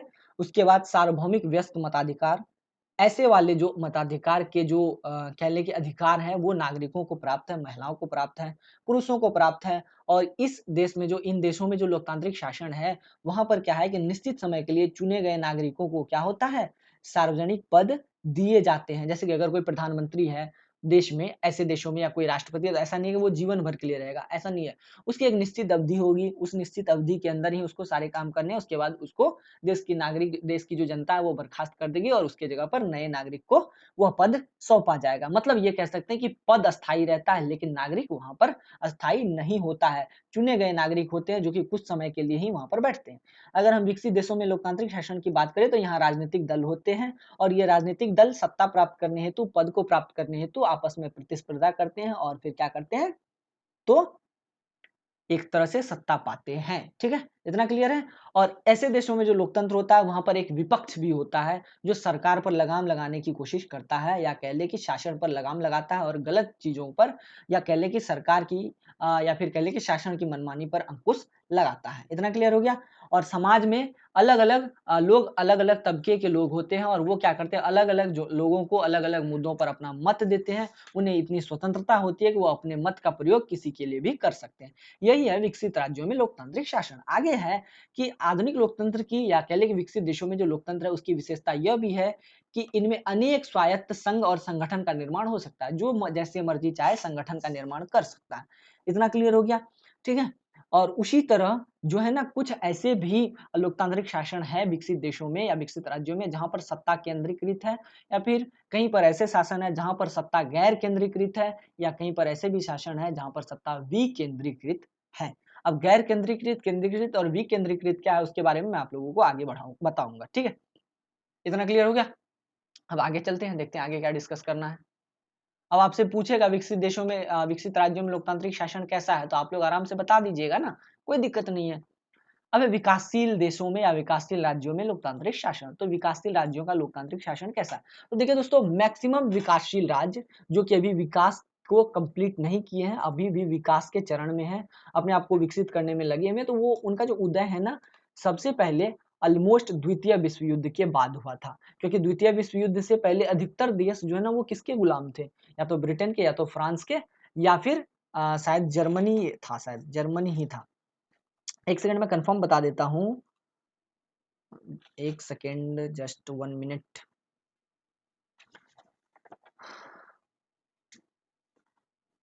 ये थे ब्रिटेन, फ्रांस और जर्मनी। अक्सर अधिकतर देश थे ना, ब्रिटेन, फ्रांस, जर्मनी के अधीन थे। तो फिर क्या फायदा, वहां लोकतांत्रिक शासन कैसे स्थापित हो सकता है? इन तीनों देशों में जो शासन था वही तो बाकी बचे देशों में स्थापित होगा, क्योंकि वो तो इनके अधीन थे। बाद में जब द्वितीय विश्व युद्ध हुआ, धीरे-धीरे छोटे-बड़े देश अपने आप को स्वतंत्र करते चले गए, ठीक है? और जैसे-जैसे स्वतंत्र करते चले गए, उन लोगों ने अलग-अलग जगहों से अध्ययन करना स्टार्ट किया और अपने मतलब इस तरह से क्या हुआ कि उन्होंने अपने-अपने लोकतांत्रिक या अपने-अपने तंत्र स्थापित किए, ठीक है? अब देखिए अलग-अलग देश जैसे भारत भी विकासशील राज्य है, विकासशील देश है और इसका भी निर्माण द्वितीय विश्व युद्ध के पश्चात ही हुआ, ठीक है? इसी तरह अगर हम नए देशों की बात करें तो एशियाई अफ्रीकाई देश नए हैं, पाकिस्तान को ले लें हम, कस्तुनतुनिया को ले लें हम, उसके बाद रोमानिया को ले लें, बुल्गारिया को ले लें, ये सब नए-नए देश हैं, ठीक है? ये सब बाद में है ना, बोले कि दो द्वितीय विश्व युद्ध के बाद इनका उदय हुआ है, ठीक है? तो अब इनमें क्या है ना, इनमें लोकतांत्रिक शासन कैसे है, इस पर डिस्कशन हमें करना है। तो देखिए दोस्तों, यहाँ पर जो है ना लोकतांत्रिक शासन की स्थिति बहुत ज़्यादा अच्छी नहीं है। हालाँकि भारत इसमें से एक अपवाद है क्योंकि भारत को विश्व का सबसे बड़ा लोकतंत्र माना जाता है। लेकिन इसके अलावा जो बाकी देश हैं, यहाँ पर लोकतांत्रिक शासन की स्थिति नहीं अच्छी है। इसके पीछे का रीज़न ये है कि यहाँ ये सब जो देश है ना, यहाँ पर जनता की भाषा अलग-अलग है। अलग-अलग क्षेत्र में अलग-अलग जनता तरह के लोग बसते हैं, अलग-अलग तरह की जनता बसती है, उनकी भाषाएँ अलग है। अब भाषाएँ अलग हैं तो सबको एक साथ साधना मुश्किल है, ठीक है? अलग-अलग धार्मिक लोग रहते हैं, ठीक है? जातिगत विभाजन देखने को मिलता है इन देशों में। तो अब यहाँ पर लोकतांत्रिक शासन उतना अच्छा नहीं कर पाया है, ठीक है? उतने अच्छे से कार्य नहीं कर पाया है। अब देखिए कुछ अन्य समस्याएँ भी हैं विकासशील देशों के लोकतांत्रिक शासन में और वो ये है कि अल्प विकास। अब चूँकि उनके पास जो विकासशील देश है ना, उनके पास संसाधनों की कमी है। अब संसाधनों की कमी है तो वो अपने आप को विकसित कैसे करेंगे? है कि नहीं? समस्या है। क्योंकि संसाधन ही नहीं होगा तो फिर वो विकसित कैसे होंगे? तो संसाधनों की कमी है, तो इस वजह से भी वो अपने विकास को एकदम कंप्लीट नहीं कर पा रहे हैं। तो विकासशील देशों में जो लोकतांत्रिक शासन है ना, वो बहुत अच्छे तरीके से नहीं चल पा रहा है। वहाँ पर अलग-अलग तरह की भिन्नताएँ पाई जाती हैं और उन भिन्नताओं को साध पाना असंभव-सा हो रहा है, ठीक है? इसलिए विकासशील देशों का जो लोकतांत्रिक शासन है, वो अच्छा नहीं है। हालाँकि जो लोकतांत्रिक शासन है ना विकासशील देशों में, उसकी भी विशेषताएँ ऑलमोस्ट विकसित राज्यों के लोकतांत्रिक शासन के समान ही है, वहाँ पर भी चुनाव होते हैं, वहाँ पर भी राजनीतिक दल होते हैं, ठीक है? वहाँ पर भी लोग और जो है ना पद को पाने हेतु प्रतिस्पर्धा में भाग लेते हैं, ठीक है? चुनाव के माध्यम से जीतते हैं तो सत्ता में आते हैं, ऐसा है। वहाँ पर भी शासन है, सत्ता है, लेकिन वो इतने अच्छे से काम नहीं कर रहा है, ठीक है? इतना क्लियर हो गया, अब आगे बढ़ते हैं। देखते हैं आगे क्या डिस्कस हमें करना है।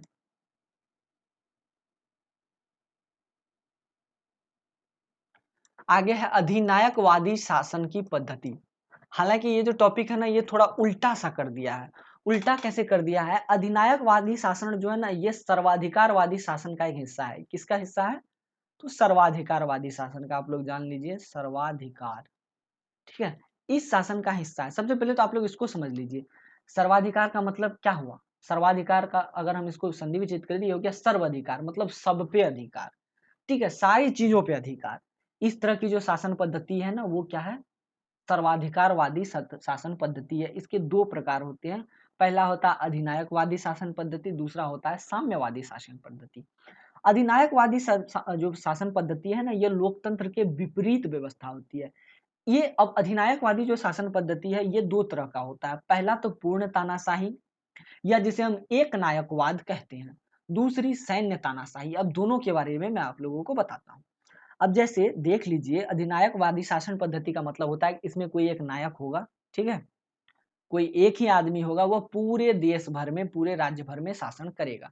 अगर हम भारत जैसे लोकतंत्र की बात करें तो ऐसा है कि एक ही आदमी पूरे राज्य में या पूरे देश में शासन कर रहा है? ऐसा है? नहीं है। वो हमारे देश की अगर बात करें तो हमारे देश में अलग-अलग व्यवस्थाएँ हैं, ठीक है? अलग-अलग स्तर पर क्या है ना कि जो एडमिनिस्ट्रेशन है, जो प्रशासन है वो टूटा हुआ है, प्रशासनिक व्यवस्था टूटी हुई है। जैसे पहले तो देश है भारत, वो सारी शक्तियों को अपने पास रखता है और उसके बाद उन्होंने उनकी जो अपनी शक्तियों को क्या किया है, फिर समर्पित कर दिया, तोड़ दिया है राज्यों में। राज्य की शक्तियाँ फिर टूटी हैं प्रमंडलों में, फिर मंडलों में, फिर अनुमंडलों में, फिर पंचायत तक आ पहुँची है, ठीक है? तो ये क्या है ना लोकतांत्रिक शासन व्यवस्था है, जिसमें शक्तियाँ जो है ना किसी एक आदमी के पास नहीं होती है, एक जगह केंद्रीकृत नहीं होती है, अपितु ये क्या होती है ना कि टूटी हुई होती है, ठीक है? लेकिन सर्वाधिकारवादी शासन पद्धति में ऐसा नहीं होता, सर्वाधिकारवादी शासन पद्धति में सारी शक्तियाँ एक ही जगह केंद्रीकृत होती है। और ये सर्वाधिकारवादी शासन पद्धति दो तरह का होता है, अधिनायकवादी और साम्यवादी। तो अब हम जान गए कि सर्वाधिकारवादी शासन पद्धति ही उल्टा है, लोकतंत्र के उल्टा है। लोकतंत्र में सारी शक्तियां टूटी हुई होती है, ठीक है, लेकिन सर्वाधिकारवादी पद्धति में सारी शक्तियां एक जगह एकत्रित होती है। अब सर्वाधिकारवादी शासन पद्धति दो तरह का, अधिनायकवादी और साम्यवादी। अधिनायकवादी शासन पद्धति अब दो तरह की, पूर्ण तानाशाही और सैन्य तानाशाही। पूर्ण तानाशाही या एक नायकवाद जिसे हम कहते हैं, इसको अगर हम दक्षिण कोरिया, नॉर्थ कोरिया या साउथ कोरिया, अरे किम जोंग जहाँ के तानाशाह हैं, ठीक है, वो एक तरह से पूर्ण तानाशाही का उदाहरण है, या जिसे हम एक नायकवाद कह सकते हैं, जिसका एक ही नायक हो या एक ही खलनायक हो जो कि पूरे राज्य पर, जो कि पूरे देश पर शासन करता हो। दूसरा होता है सैन्य तानाशाही। सैन्य तानाशाही का सबसे अच्छा उदाहरण हम मान सकते हैं चीन और पाकिस्तान को, क्योंकि चीन और पाकिस्तान में भले ही सरकारें हों, ठीक है, भले ही सरकारें हों, लोकतांत्रिक सरकारें हों, लेकिन वो सभी क्या है ना, ऑलमोस्ट क्या है, तो एक तरह से सैनिकों के हाथों की कठपुतली है। पाकिस्तान इसका सबसे अच्छा उदाहरण है, क्योंकि वहां पर सैन्य तानाशाह का कह ले कि जो सैनिक है वो एक तरह से सरकार के पीछे से सारा काम करती है। सरकार तो बस एक हथियार है सामने दिखाने के लिए, बाकी सारा काम वहां के जो सैनिक है, जो सैनिक के जो हेड हैं, वो करते हैं, ठीक है। चाइना में भी लगभग ऐसा ही है। चाइना में भी क्या है कि लोकतांत्रिक सरकार है, ठीक है, पूरे देश के अंदर चुनाव होते हैं, लेकिन जो राष्ट्रपति है वो केवल एक ही पार्टी का बन सकता है, शायद वो पीपुल्स पार्टी है, ठीक है। अब उसके बाद अगर हम देख लें तो अगर हम वहाँ की चाइना की बात करें, तो चाइना में क्या है ना कि जो सैनिक का हेड है ना, वो क्या कौन है, तो वो है देश का राष्ट्रपति, ठीक है। वही सारे सैनिकों पर मतलब शासन करता करता है, या फिर कह लें कि सैनिकों को नियंत्रित करता है। शायद जिसे पीपुल्स लिबरेशन आर्मी कहते हैं चाइना की आर्मी को, तो उनका हेड कमांडर कौन है, वही तो वहाँ का राष्ट्रपति है। तो इतना समझ गए अधिनायकवादी शासन पद्धति। अब एक इसकी प्रकृति क्या है, तो उस पे भी हम डिस्कशन कर लेते हैं। आगे नीचे लिए चलता हूँ, प्रकृति विशेषता, प्रकृति कह लीजिए या विशेषता कह लीजिए। अब अधिनायकवादी शासन पद्धति उसकी या साम्य, अच्छा, अधिनायकवादी तो मैंने बता दिया आप लोगों को, सर्वाधिकार में, सर्वाधिकार के मैंने दो तरीके बताए थे, दो पार्ट बताए थे, एक अधिनायकवादी, दूसरा साम्यवादी है। साम्यवादी शासन पद्धति का एक जीता जागता उदाहरण है मार्क्सवाद। कार्ल मार्क्स, वो कहते थे कि पूरा समाज जो है ना वो वर्ग विहीन हो जाना चाहिए, ठीक है। और ऐसा है कि वर्ग विहीन हो जाने के पास ना कोई गरीबी रह जाएगी, ना कोई अमीरी रह जाएगी, इसी तरह के वो, इस तरह से वो मानते थे, ठीक है। मार्क्सवाद इसका सबसे अच्छा उदाहरण है। हालांकि मार्क्सवाद अभी अब हमें देखने को मिलता नहीं है, ठीक है। रूस में थोड़ा बहुत ये हमें देखने को मिलता है मार्क्सवाद का उदाहरण, जहाँ पर वर्ग विहीन समाज की स्थापना की कोशिश अभी भी की जाती रही है, ठीक है। और वो जो मार्क्सवाद है ना, वो मानता है कि ये जो बड़े बड़े लोग होते हैं ना, वो गरीबों का शोषण करते हैं, ठीक है, और गरीबों का शोषण करके उनको क्या करते हैं कि एक तरह से मरने के कगार पर ला देते हैं। तो ये है मार्क्सवाद या साम्यवादी शासन पद्धति। अब मुद्दा ये है कि अधिनायकवादी शासन की प्रकृति अथवा विशेषताएं क्या है। तो सबसे पहली विशेषता है कि अधिनायकवादी प्रणाली इतनी शक्ति का प्रयोग आसानी से कर लेते हैं कि वे संवैधानिक मर्यादाओं की अवहेलना कर सके। अब जैसे मान लेते हैं हम दक्षिण कोरिया, मुझे कंफ्यूजन हो रहा है, किम जोंग की बात कर लेते हैं। किम जोंग के देश में अगर शासन की बात करें तो वहां भी संविधान जरूर होगा, ठीक है। लेकिन अगर किम जोंग चाहे कि संविधान को नहीं मानना है तो वो नहीं मानेंगे, उसका कोई कुछ नहीं बिगाड़ सकता, ठीक है। लेकिन अगर हम भारत देश में बात कर लें, अगर कोई संविधान है, ठीक है, अगर उसको प्रधानमंत्री नहीं मानते तो प्रधानमंत्री को भी हटाने की क्षमता संविधान रखता है। लेकिन अगर हम किम जोंग के शासन की बात करें तो उसमें किम जोंग को हटाया नहीं जा सकता। अब है कि इस व्यवस्था में जो लोग सत्तारूढ़ होते हैं ना, वे यह दावा नहीं करते हैं कि उनकी शक्ति के पीछे शासितों की स्वीकृति है, परंतु उनकी शक्ति का आधार उनके कोई विशेष गुण होते हैं। अब देखिए, जो अधिनायकवादी शासन पद्धति होती है ना, उसमें जो लोग शासन करते हैं ना, उनकी जो शक्ति होती है, उनका कोई मौजूदा आधार नहीं होता, उनको किसी से ये शक्ति प्राप्त नहीं होती, वो अपने अपने दम पर इस शक्ति को प्राप्त करते हैं। लेकिन अगर हम लोकतांत्रिक शासन पद्धति की बात करें तो हम वहाँ ये पाते हैं कि वहाँ पर जो शक्ति मिलती है ना, वो हमें वो जनता से मिलती है। लोकतांत्रिक शासन में जो नेता होते हैं, जो सत्ताधारी होते हैं, उन्हें शक्ति कहाँ से मिलती है? जो कह लें कि जनसाधारण लोगों से मिलती है, जनता से मिलती है। जैसे भारत की बात कर लेते हैं, भारत में अगर अभी प्रधानमंत्री नरेंद्र मोदी है तो उनको वो शक्ति कहाँ से मिली है? जनता से मिली है, जनता ने उसको चुना है, ठीक है। अब है यह जो अधिनायकवादी शासन पद्धति है ना, यह बल पर आधारित शासन पद्धति होती है, और ये हिंसा के सभी आयामों को अपना करके अपनी बातों को मनवाने की शक्ति रखती है। लेकिन लोकतांत्रिक शासन पद्धति में ऐसा नहीं होता है। हिंसा तो कतई एकदम वर्जित होती है, लोकतांत्रिक शासन पद्धति में हिंसा नहीं की जा सकती है। इतना क्लियर हो गया? आगे बढ़ते हैं।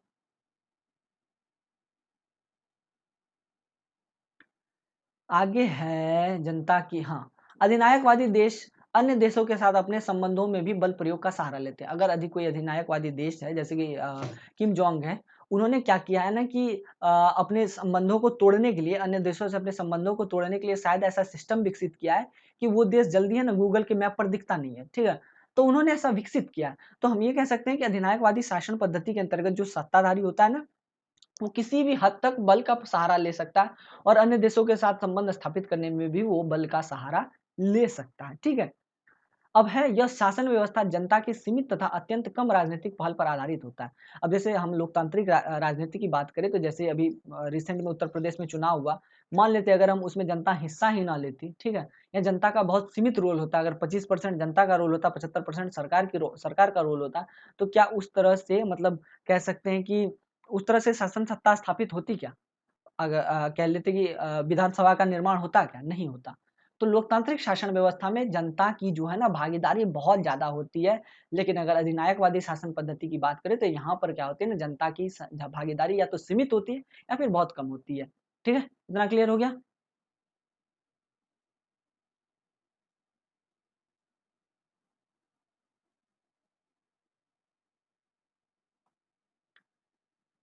अब है इस व्यवस्था में शासक समूह की सत्ता कानूनन जनता के प्रति उत्तरदायी नहीं होती, चाहे कभी भी वो उनकी इच्छा का आदर बेशक करे या फिर कभी उनकी इच्छा को वो ठुकरा दे, ठीक है?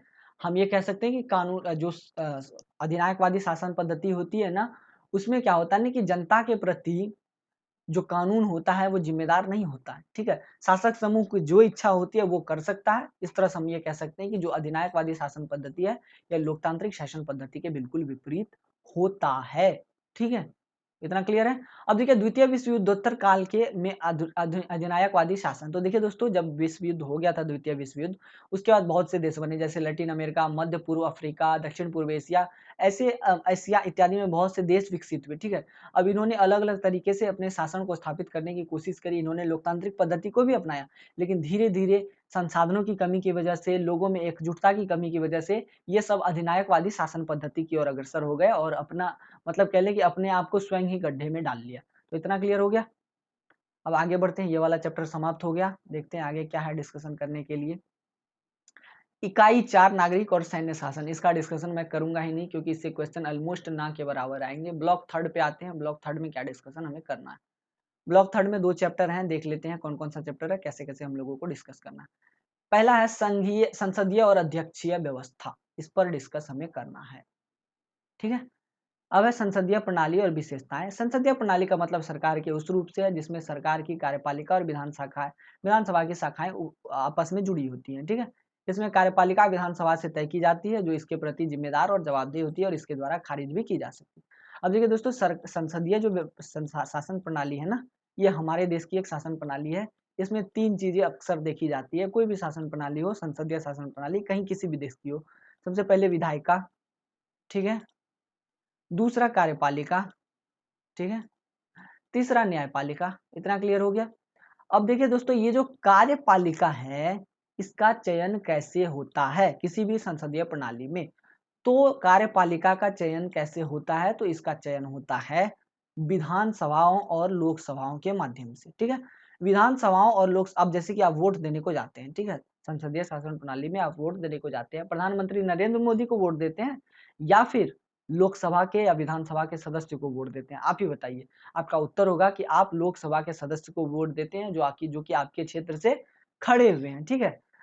या फिर अगर आप राज्य के किसी चुनाव में वोट देते हैं तो आप विधानसभा के सदस्य को वोट देते हैं, ना कि सीधे-सीधे आप प्रधानमंत्री या फिर मुख्यमंत्री को वोट दे देते हैं। तो आप वोट किसको देते हैं? लोकसभा या विधानसभा के सदस्यों को। और इन्हीं लोकसभा और विधानसभा के सदस्यों के माध्यम से कार्यपालिका का गठन होता है। इतना क्लियर हो गया? अब कार्यपालिका का गठन जो होता है, ये कार्यपालिका इस विधानसभा के लिए उत्तरदायी होती है। अब ये कार्यपालिका का काम होता है विधायिका का पालन करवाना।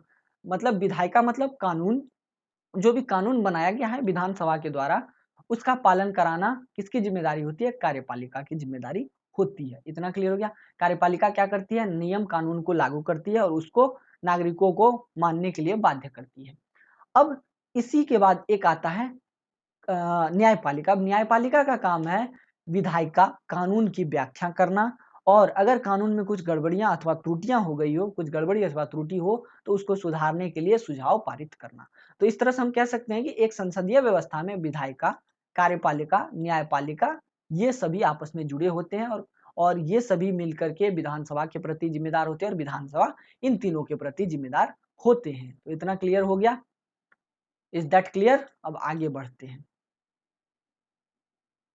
अब देखिए ऐसा है दोस्तों कि संसदीय शासन प्रणाली में कुछ विशेषताएं भी हमें देखने को मिलती है। अब क्या विशेषताएं हमें देखने को मिलती है वो मैं आप लोगों को बता देता हूँ। पहले एक बार मैं इसका फुल स्क्रीन मोड कर दूं। ये फुल स्क्रीन मोड क्यों नहीं हो रहा है भाई? एक सेकेंड, अब शायद हो जाना चाहिए, नहीं हो रहा है। अच्छा क्लोज करता हूँ, क्लोज, अब हो जाएगा शायद। हाँ फुल स्क्रीन मोड हो गया। तो इतना क्लियर हो गया। अब देखिए संसदीय शासन प्रणाली की विशेषताएं हैं और वो विशिष्टताएं क्या हैं जो कि इसको राष्ट्रपति शासन प्रणाली से अलग करती है। तो पहला है 2 कार्यकारी प्रमुख, फिर दूसरा है कार्यपालिका और विधानसभा, तीसरा है सामूहिक जिम्मेदारी, चौथा है सरकार के प्रमुख का नेतृत्व, तय अवधि का अभाव। ये सारी विशेषताएं अब इसकी चर्चा हम नीचे करेंगे। अब जैसे इसकी चर्चा करेंगे तो आपको सारी बातें क्लियर समझ में आने लगेंगी। ठीक है। अब 2 कार्यकारी प्रमुख, देखिए कोई भी संसदीय शासन प्रणाली होती है ना, उसमें 2 कार्यकारी प्रमुख होते हैं। पहला होता है राज्य का प्रमुख, दूसरा होता है सरकार का प्रमुख। जैसे अगर हम भारत की बात कर लें, भारत के राज्य का प्रमुख कौन है भाई? तो भारत के राज्य का प्रमुख होता है राष्ट्रपति। ठीक है। भारत जो राज्य है, भारत का जो है ना, देश के रूप में कहीं भी पूरे संविधान के अंदर चर्चा नहीं की गई है। भारत को एक राज्य मानकर चला गया है। अविनाशी राज्यों का अविनाशी संघ माना गया है भारत को। ठीक है। तो हम भारत को अभी राज्य के कंटेक्स्ट में ही पढ़ेंगे। तो भारत राज्य का अगर हम प्रमुख माने तो हम किसे कहेंगे? तो हम कहेंगे राष्ट्रपति भारत राज्य का प्रमुख होता है। ठीक है। और हम कह सकते हैं कि भारत का संप्रभु कौन होता है? तो राष्ट्रपति ही होता है। सभी बातों पर अंतिम फैसले लेने का अधिकार राष्ट्रपति के पास ही होता है। जब तक राष्ट्रपति कोई अध्यादेश जारी ना करे तो ना ही विधायिका पारित हो सकती है, ना ही कोई कानून बन सकता है। तो इतना क्लियर हो गया। राज्य का प्रमुख कौन हुआ भाई? तो राष्ट्रपति हुआ। अगर हम भारत जैसे देश की बात करें, अन्य देशों में अलग-अलग है। किसी में प्रिंस होता है, किसी में किसी में शायद मोनार्की के अंतर्गत क्वीन होता है, किसी में किंग होता है। ठीक है। तो अलग-अलग है। ठीक है। अब है दूसरा सरकार का प्रमुख। सरकार का प्रमुख ये एक कार्यकारी प्रमुख होता है, एक राज्य का प्रमुख समझ गए। अब दूसरा सरकार, जैसे कि मैं आपसे बातें करता हूँ एक एग्जांपल के तौर पर। अभी आप ले लीजिए एग्जांपल, एज फॉर एग्जांपल प्रधानमंत्री नरेंद्र मोदी, ये सरकार के प्रमुख हैं क्योंकि इनका गठन जनता ने किया है और ये सरकार में है। ठीक है। सरकार में कैसे हैं? क्योंकि इनकी पार्टी ने बहुमत लाया था। ठीक है। और उसके बाद यही इन्हीं के पार्टी के सारे सदस्य विधानसभा में गए। विधानसभा में जाने के बाद फिर क्या हुआ? विधानसभा के माध्यम से फिर सरकार का गठन हुआ। ठीक है। सरकार का गठन होने के बाद या कह लें कि मंत्रिमंडल का गठन हुआ। अब ये मंत्रिमंडल किसके प्रति जिम्मेदार है? तो विधानसभा के प्रति जिम्मेदार है, कार्यपालिका के प्रति जिम्मेदार है, विधायिका के प्रति विधायिका को लागू करने के लिए जिम्मेदार है और यहाँ तक कि जनता के प्रति भी जिम्मेदार है। तो 2 कार्यकारी प्रमुख अब आपको समझ में आ गया होगा। अब दोनों की भूमिकाएं अलग-अलग होती है। जो राष्ट्र का प्रमुख होता है, जो राज्य का प्रमुख होता है, वो अंतिम एकदम कह लें कि अंतिम फैसला सुनाता है। लेकिन अगर हम सरकार के प्रमुख की बात करें तो ये नियम कानून बनाता है, उसको लागू कराने का काम करता है। इतना क्लियर है? अब कुछ देशों में जो है ना, राज्य के मुखिया का पद जो है ना, वो या तो वंशानुगत होता है, कुछ देशों में ये निर्वाचित होता है। अगर हम Britain, Spain, Belgium, Denmark, Netherland, Japan इत्यादि की बात करें तो राज्य का जो प्रमुख होता है ना, वो संवैधानिक सम्राट होता है। और ठीक है, और इन राज्यों में यह स्थिति वंशानुगत होती है। ठीक है। वंश से प्राप्त होता है। अगर कोई राज्य मतलब मान लेते हैं कि कोई संप्रभु है, ब्रिटेन में जैसे मान लेते हैं, ब्रिटेन में प्रिंस होता है। ठीक है। वो राज्य का संप्रभु होता है, राज्य का प्रमुख होता है। अगला जो संप्रभु या प्रमुख होगा वो उसका बेटा होगा। ब्रिटेन का कोई प्रिंस है, उसका अगला बेटा उस राज्य का, उस देश का प्रमुख होगा। लेकिन कुछ राज्यों में या कुछ देशों में ये जो पद होता है राज्य के प्रमुख का, वो कह लें कि निर्वाचन वाला होता है। ठीक है। निर्वाचित होता है। जैसे कि हमारे देश में चुनाव होता है, चुनाव के माध्यम से राष्ट्रपति को चुना जाता है, जिसे हम कहते हैं उसका है प्रतिनिधित्व निर्वाचन प्रणाली। ठीक है। तो इस प्रणाली के माध्यम से हमारे देश में राष्ट्रपति का चुनाव होता है, मतलब राज्य के प्रमुख का चुनाव होता है। वहीं दूसरी अगर हम बात करें सरकार के प्रमुख की, तो सरकार के प्रमुख का तो चुनाव होता ही है। खैर कोई दिक्कत नहीं है। इतना क्लियर हो गया। अब है कार्यपालिका और विधानसभा का संलयन। तो देखिए दोस्तों, यहाँ पर क्या है कि संसदीय प्रणाली में सरकार की विधायी और कार्यकारी शाखाओं के बीच शक्तियों का कोई स्पष्ट विभाजन नहीं होता, क्योंकि संसदीय प्रणाली में क्या होता है ना, जो विधायिका होती है उसके लिए कानून भी कहाँ बनता है, विधानसभा या लोकसभा के अंतर्गत बनता है, ठीक है। और विधानसभा और लोकसभा के अंतर्गत वही लोग हैं जो कि कार्यपालिका में हैं, ठीक है। कार्यपालिका में वही लोग तो हैं जो कि विधानसभा और लोकसभा से चुने गए। अब विधायिका का निर्माण कहाँ हो रहा है, इस विधानसभा में हो रहा है, और विधानसभा के लोग ही कौन है, कार्यपालिका के लोग हैं। इस तरह से हम कह सकते हैं कि कार्यपालिका विधायिका आपस में जुड़ी हुई है। विधायिका का निर्माण विधानसभा या लोकसभा में हुआ। लोकसभा किसको चुनती है, तो कार्यपालिका को चुनती है, मंत्रिमंडल को चुनती है। तो हम इस तरह से कह सकते हैं कि सभी आपस में एक दूसरे से जुड़े हुए। इन सभी में क्या होता है ना, शक्तियों का संलयन होता है, ठीक है। इतना क्लियर हो गया। अब कुछ पॉइंट्स के माध्यम से मैं इसको समझाने की कोशिश करता हूँ। पॉइंट के लिए मैं जरा एक सेकेंड, मैं एक बार गौर से देख लेता हूँ क्या क्या पॉइंट्स हैं। सबसे पहला पॉइंट ये है कि जो कार्यपालिका होती है ना, मतलब प्रधानमंत्री सहित जो मंत्रिमंडल या समिति होती है ना, वो विधानसभा से तैयार की जाती है, हम बता चुके हैं, पहले ही मैंने बता दिया। दूसरा पॉइंट है कि कार्यपालिका के जो सदस्य होते हैं ना, वो विधानसभा के भी सदस्य होते हैं, क्योंकि कार्यपालिका का निर्माण ही होता है विधानसभा से, ठीक है। तो विधानसभा के सदस्य, जाहिर सी बात है, कार्यपालिका के सदस्य होंगे, या कार्यपालिका के सदस्य विधानसभा के सदस्य होंगे, ठीक है। इतना क्लियर हो गया। अगर तीसरा पॉइंट अगर हम बात करें, विधानसभा जो है ना, अविश्वास प्रस्ताव को पारित करके कार्यकाल पूरा होने से पहले ही सरकार को सत्ता से हटा सकती है। देखिए, विधानसभा में ऐसा है कि बहुत सारे लोग होते हैं, ठीक है, लेकिन कार्यपालिका में कुछ सीमित लोग होते हैं। कार्यपालिका का चयन विधानसभा के माध्यम से या लोकसभा के माध्यम से तो होता है, ठीक है, लेकिन विधानसभा और लोकसभा के द्वारा जो लोग चुने जाते हैं वो एक निश्चित मात्रा में होते हैं। अगर विधानसभा या लोकसभा चाह ले कि हम जो है ना, इस लोगों को अब यहाँ रहने नहीं देंगे, ये सही तरीके से काम नहीं कर रही है, तो विधानसभा या लोकसभा चाहे तो एक अविश्वास प्रस्ताव पारित करके ये कार्यपालिका को ही बर्खास्त कर सकती है। इसका कार्यकाल पूरा होने से पहले, मान लेते हैं भारत देश में 5 वर्ष का कार्यकाल होता है। 5 वर्ष के कार्यकाल में अगर कोई मंत्री या मंत्रिमंडल को बर्खास्त करना हो, तो विधानसभा या लोकसभा के अंदर, अगर हम देश की बात करें तो लोकसभा के अंदर अविश्वास प्रस्ताव लाया जाएगा, उस पे सिग्नेचर होंगे, एक मत से अगर वो पारित हो जाता है तो वो मंत्रिमंडल बर्खास्त हो जाएगा। इतना क्लियर है। अब चौथा जो है कि चौथा ये है कि प्रधानमंत्री अगर चाहे ना, अपने कार्यकाल की समाप्ति से पहले ही विधानसभा को भंग कर सकता है, क्योंकि प्रधानमंत्री क्या होता है, कार्यपालिका का मुखिया होता है, सरकार का प्रमुख होता है, तो वो अपने सरकार को खुद ही भंग कर सकता है, और चुनाव अवधि से पहले ही चुनाव की घोषणा कर सकता है। इतना क्लियर हो गया। आगे बढ़ते हैं, देखते हैं आगे क्या डिस्कस करना है हम लोगों को।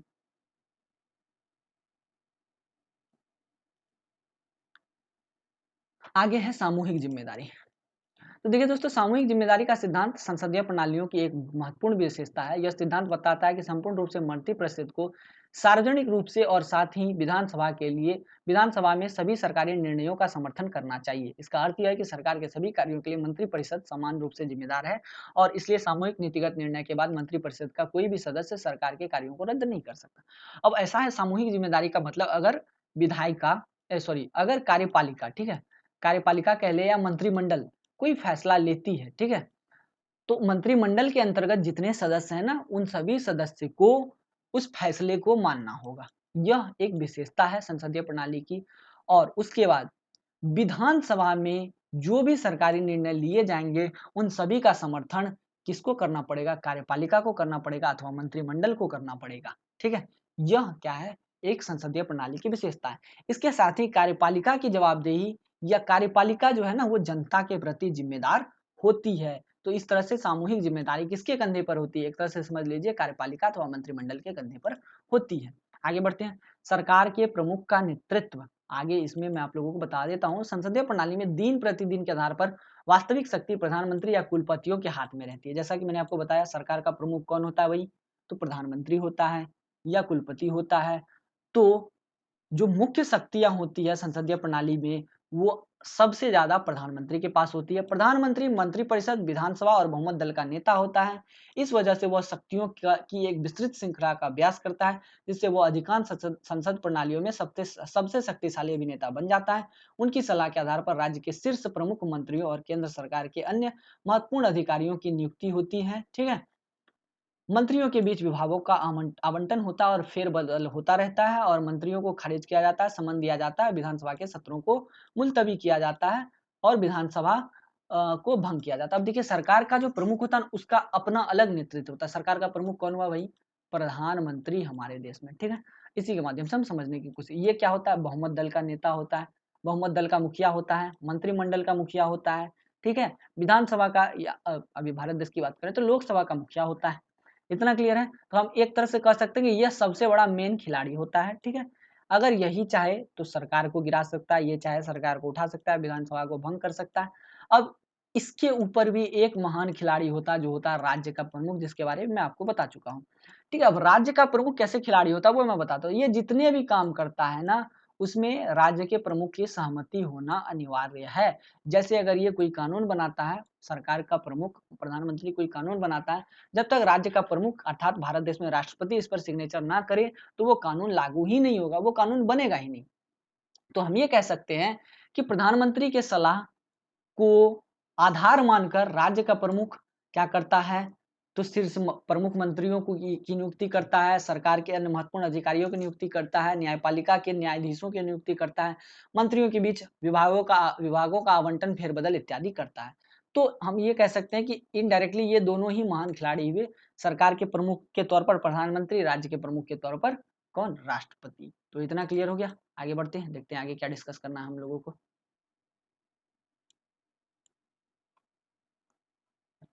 आगे है तय अवधि की अनुपस्थिति। यह संसदीय प्रणाली की एक कह लीजिए विशेषता है। इसमें क्या होता है ना, संसदीय प्रणाली के कार्यकाल की तय अवधि अवधि मौजूद नहीं होती।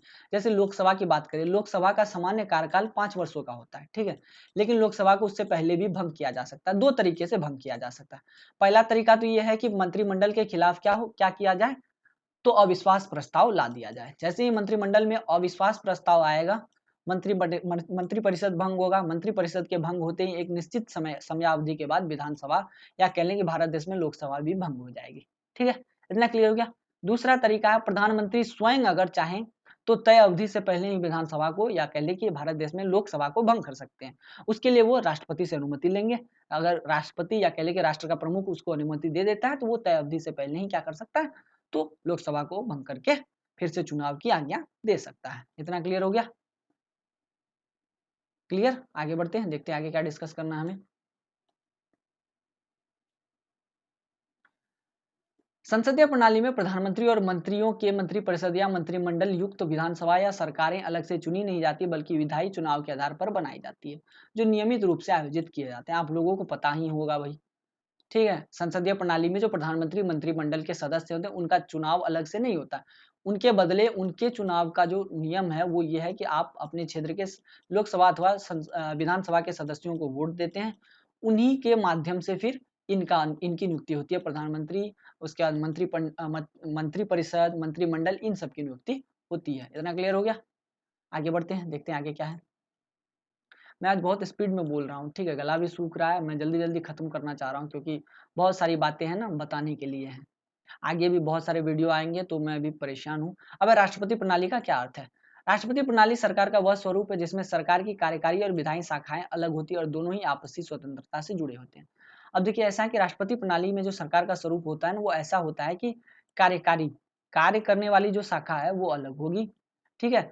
उसका अलग निर्वाचन होता है और विधायी अगर शाखा जो होगी उसका अलग निर्वाचन होता है। जो विधायी क्या करती है, कानून बनाने का काम करती है, कार्यकारी उस कानून को लागू करने का काम करती है। लेकिन इन दोनों का चुनाव अलग-अलग होता है, दोनों एक-दूसरे से स्वतंत्र होते हैं। लेकिन भारत जैसे लोकतंत्र में या संसदीय प्रणाली में ऐसा होता नहीं है। संसदीय प्रणाली में विधायिका और कार्यपालिका या विधानसभा और कार्यपालिका आपस में एक-दूसरे से जुड़े होते हैं, क्योंकि विधानसभा के माध्यम से ही कार्यपालिका के सदस्यों का चुनाव होता है।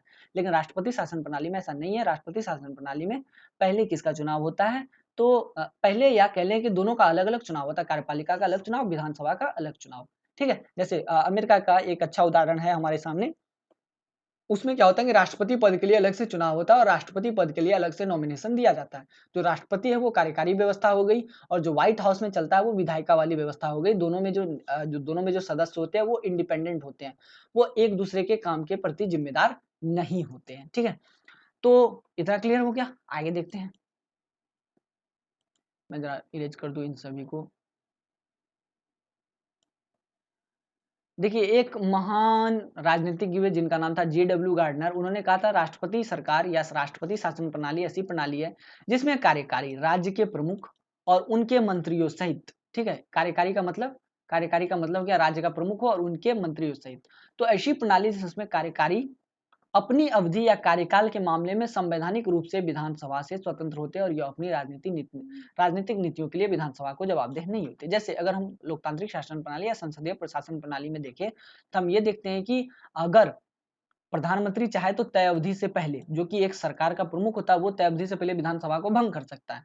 लेकिन राष्ट्रपति शासन प्रणाली में ऐसा नहीं है। राष्ट्रपति शासन प्रणाली में विधानसभा को तय अवधि से पहले भंग नहीं किया जा सकता, क्योंकि विधानसभा जो है ना वो स्वतंत्र होती है। किससे? राज्य के प्रमुख से, या कह लें कि कार्यकारी से, कार्यपालिका से स्वतंत्र होती है विधानसभा।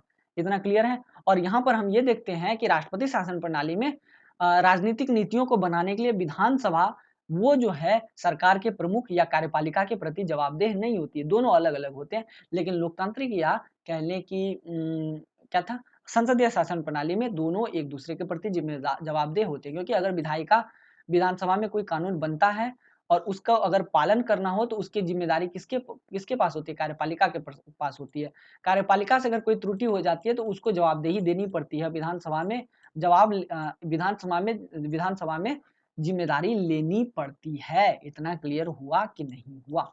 तो अब इतना समझ गए। अब इनकी कुछ विशेषताएँ हैं, वो मैं आप लोगों को बता देता हूँ। राष्ट्रपति प्रणाली की विशेषताएँ, सबसे पहले एक ही मुखिया, शक्ति का विभाजन, राष्ट्रपति और मंत्रिमंडल के सदस्य, कानून बनाने का अधिकार, कार्यालयों की तय अवधि। यहाँ पर है एक ही मुखिया। अभी मैंने आप लोगों को संसदीय शासन प्रणाली में बताया कि वहाँ 2 मुखिया होते हैं, 2 कार्यकारी प्रमुख होते हैं। एक तो राज्य का मुखिया होता है, जैसे भारत जैसे देश में राष्ट्रपति, एक होता है सरकार का मुखिया, जैसे भारत जैसे देश में प्रधानमंत्री। राष्ट्रपति शासन प्रणाली की विशेषताओं की बात करें, इसमें एक ही मुखिया होता है। जैसे अमेरिका इसका जीता जागता उदाहरण है, वहाँ पर प्रधानमंत्री नाम का पद नहीं होता है, वहाँ पर राष्ट्रपति नाम का पद होता है, वो ही एक मुखिया होता है। शक्तियों का विभाजन, देखिए अगर हम बात करें, कहाँ पर बात करें? अगर हम संसदीय शासन प्रणाली में बात करें तो वहाँ शक्तियों का संलयन होता है। अलग-अलग शक्तियाँ आपस में जुड़ी होती है। जैसे विधायिका जुड़ी होती हैं कार्यपालिका से, कार्यपालिका जुड़ी होती है न्यायपालिका से। लेकिन राष्ट्रपति शासन प्रणाली में ऐसा नहीं है। इसमें क्या है कि अलग-अलग शक्तियाँ आपस में एक-दूसरे से अलग है, विधायिका अलग है, कार्यपालिका अलग है। राष्ट्रपति और मंत्रिमंडल के सदस्य, यहाँ पर राष्ट्रपति और मंत्रिमंडल के सदस्य अब जो है ये विधानसभा से या विधायिका से या कार्यपालिका से स्वतंत्र होते हैं। इन पर कह लें कि किसी भी तरह का कोई दबाव नहीं होता है, सभी आपस में एक-दूसरे से स्वतंत्र होते हैं। ठीक है, कानून बनाने का अधिकार, ये एक मुद्दा है। कानून बनाने का अधिकार संसदीय शासन प्रणाली में किसके पास होता है? तो विधायिका या कह लें कि विधानसभा, सभी आपस में विचार-विमर्श करके कानून बनाते हैं। लेकिन इसमें क्या है कि विधायिका जो कानून बनाती है, वो एकदम उसके प्रति ज़िम्मेदारी किसकी नहीं होती है? तो मुखिया की ज़िम्मेदारी नहीं होती है, और इसमें कार्यालयों की तय अवधि होती है, मतलब इसको निश्चित समय से पहले भंग नहीं किया जा सकता। जबकि अगर हम बात करें लोकतांत्रिक शासन पद्धति या संसदीय शासन पद्धति में क्या होता है? तो लोकतांत्रिक, हालाँकि जो राष्ट्रपति शासन प्रणाली है और जो अध्यक्षीय और जो संसदीय शासन प्रणाली, दोनों लोकतांत्रिक शासन प्रणाली के ही हिस्से हैं, ठीक है? लेकिन मैं ये मानकर चलता हूँ कि जो संसदीय शासन प्रणाली है वो ज़्यादा अच्छी लोकतांत्रिक शासन प्रणाली है। तो उसमें क्या होता है कि कार्यालयों की तय अवधि नहीं होती है, समय से पहले उसको भंग किया जा सकता है। लेकिन राष्ट्रपति या अध्यक्षीय शासन प्रणाली में ऐसा नहीं है। कार्यालयों की तय अवधि होती है और तय अवधि के बाद ही किसी को हटाया जा सकता है, तय अवधि से पहले उसको नहीं हटाया जा सकता। एक ही मुखिया जान गए होंगे, एक ही मुखिया कैसे है? एक ही मुखिया होता है, वो राज्य का भी मुखिया होता है और सरकार का भी मुखिया होता है। अमेरिका इसका जीता जागता उदाहरण है, ठीक है? इसलिए हम कह सकते हैं कि यहाँ का जो मुखिया होता है ना, एक तरह से 2 ताज पहनता है। राष्ट्र का भी मुखिया हो गया, राष्ट्र का पहला नागरिक, और उसके बाद सरकार का भी मुखिया हो गया। क्लियर हो गया? आगे बढ़ते हैं। पानी पीने की इच्छा हो रही है लेकिन पी नहीं सक रहा हूँ। मतलब पी नहीं पा रहा हूँ, इसलिए नहीं पी पा रहा हूँ कि वीडियो को फिर पॉज़ करके जाना पड़ेगा, दिक्कत हो जाएगी। मैं अमूमन वीडियो को पॉज़ नहीं करता हूँ, रोकता नहीं हूँ, जो मैं बोलता हूँ एकदम क्लियर बोल के आप लोगों के लिए अपलोड कर दिया करता हूँ, ठीक है? तो शक्तियों का विभाजन तुरंत मैंने बता दिया सारी बात कि संसदीय शासन प्रणाली में क्या होता है? तो शक्तियों का संलयन होता है, सभी एक-दूसरे से जुड़े होते हैं। लेकिन इसमें अध्यक्षीय शासन प्रणाली में ऐसा नहीं होता, सभी एक-दूसरे से स्वतंत्र होते हैं, ठीक है? कार्यकारी राष्ट्रपति और उसके मंत्री जो हैं, विधानसभा से नहीं चुने जाते, बल्कि उनका अलग से चुनाव होता है, बता चुका हूँ मैं, ठीक है? उनके लिए अलग पद होते हैं, उनका चुनाव अलग अलग तरीके से होता है। राष्ट्रपति सीधे रूप से निर्वाचक मंडल के प्रति जिम्मेदार होता है और जवाबदेह होता है, न कि विधानसभा के प्रति, बता चुका हूँ मैं, ठीक है? विधानसभा राष्ट्रपति को उसकी अवधि के समाप्त होने से पहले नहीं हटा सकता, बता चुका हूँ मैं। राष्ट्रपति तब तक बना रहेगा जब तक कि उसकी समयावधि पूरी ना हो जाए। राष्ट्रपति विधानसभा के कार्यकाल की समाप्ति से पहले इसको भंग नहीं कर सकता।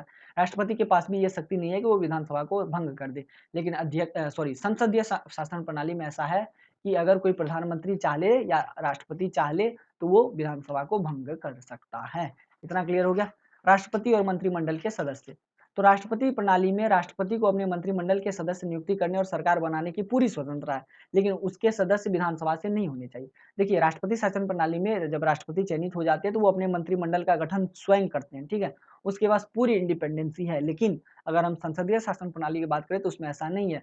हालांकि कहने की एक तरह से मान लीजिए कि जो कार्यपालिका है उसका गठन होता है, ठीक है, उसमें जो मुखिया होता है जैसे प्रधानमंत्री, वो तो चुन लिया जाता है, ठीक है, लेकिन उसके बाद जो उसके मंत्री परिषद में जो सदस्य होते हैं ना, वो उस पे है ना अंतिम रूप से राष्ट्रपति का हस्ताक्षर होना जरूरी है। मतलब हम ये कह सकते हैं कि राष्ट्रपति का सुझाव अगर है, राष्ट्रपति की अनुमति से ही बाकी सारे मंत्रियों की नियुक्ति होती है संसदीय शासन प्रणाली में। लेकिन अध्यक्षीय शासन प्रणाली में ऐसा नहीं है। राष्ट्रपति जिसको भी चाहे उसको अपने ओर से मंत्रिमंडल के सदस्यों में शामिल कर सकता है, और वो सदस्य जो है ना विधानसभा का नहीं होना चाहिए। अगर वो सदस्य विधानसभा का है तो सबसे पहले उसको विधानसभा से इस्तीफा देना पड़ेगा, तभी वो मंत्रिमंडल में आ सकता है। या फिर कोई मंत्रिमंडल का सदस्य है और वो कह ले कि विधानसभा में जाना चाहता है तो उसको पहले मंत्रिमंडल से इस्तीफा देना पड़ेगा। ये एक नियम है अध्यक्षीय शासन प्रणाली में। लेकिन संसदीय शासन प्रणाली में ऐसा नियम नहीं है, क्योंकि उसमें ऐसा है कि कोई व्यक्ति अगर कार्यपालिका का सदस्य है या कह लीजिए मंत्रिपरिषद का सदस्य है तो वो एकदम निश्चित तौर पर जो है ना लोकसभा या विधानसभा का सदस्य होना ही चाहिए। कानून बनाने का अधिकार। तो देखिए, कानून बनाने के अधिकार की बात करें तो राष्ट्रपति प्रणाली की कार्यपालिका, ठीक है, कार्यपालिका संसदीय सरकार की कार्यपालिका की तुलना में कानून बनाने का बहुत ही कम अधिकार रखती है, ठीक है। अमेरिकी राष्ट्रपति उदाहरण के लिए कांग्रेस द्वारा पारित कानून को वीटो कर सकता है, ठीक है। कांग्रेस का मतलब संयुक्त राज्य अमेरिका की विधानसभा। लेकिन कार्यपालिका 2/3 बहुमतों के साथ ही इस वीटो को भी खारिज कर सकती है। अब देखिए, ऐसा है कि जो कानून बनाने का अधिकार होता है ना, उसमें जो अध्यक्षीय शासन प्रणाली है उसमें बहुत कम अधिकार होता है कार्यपालिका को।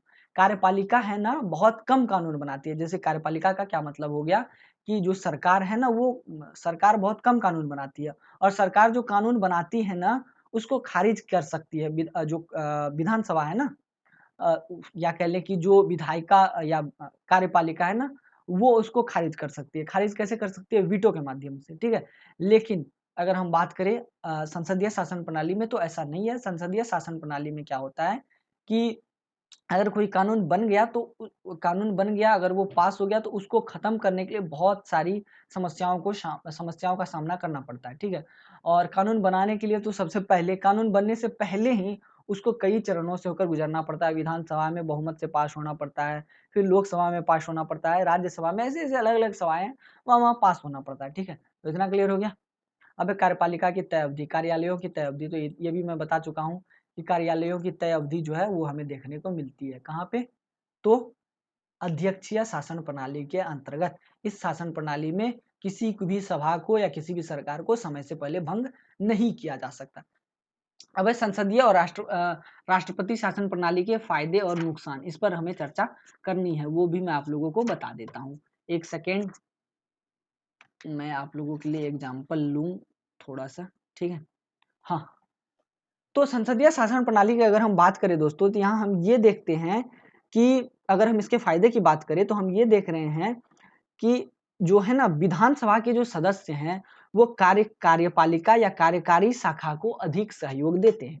चूंकि विधानसभा के सदस्य ही तो कार्यपालिका के सदस्य होते हैं। जो प्रधानमंत्री होता है, जो प्रधानमंत्री के सदस्य होते हैं, वो आखिर तो किसके सदस्य होते हैं? विधानसभा के सदस्य होते हैं।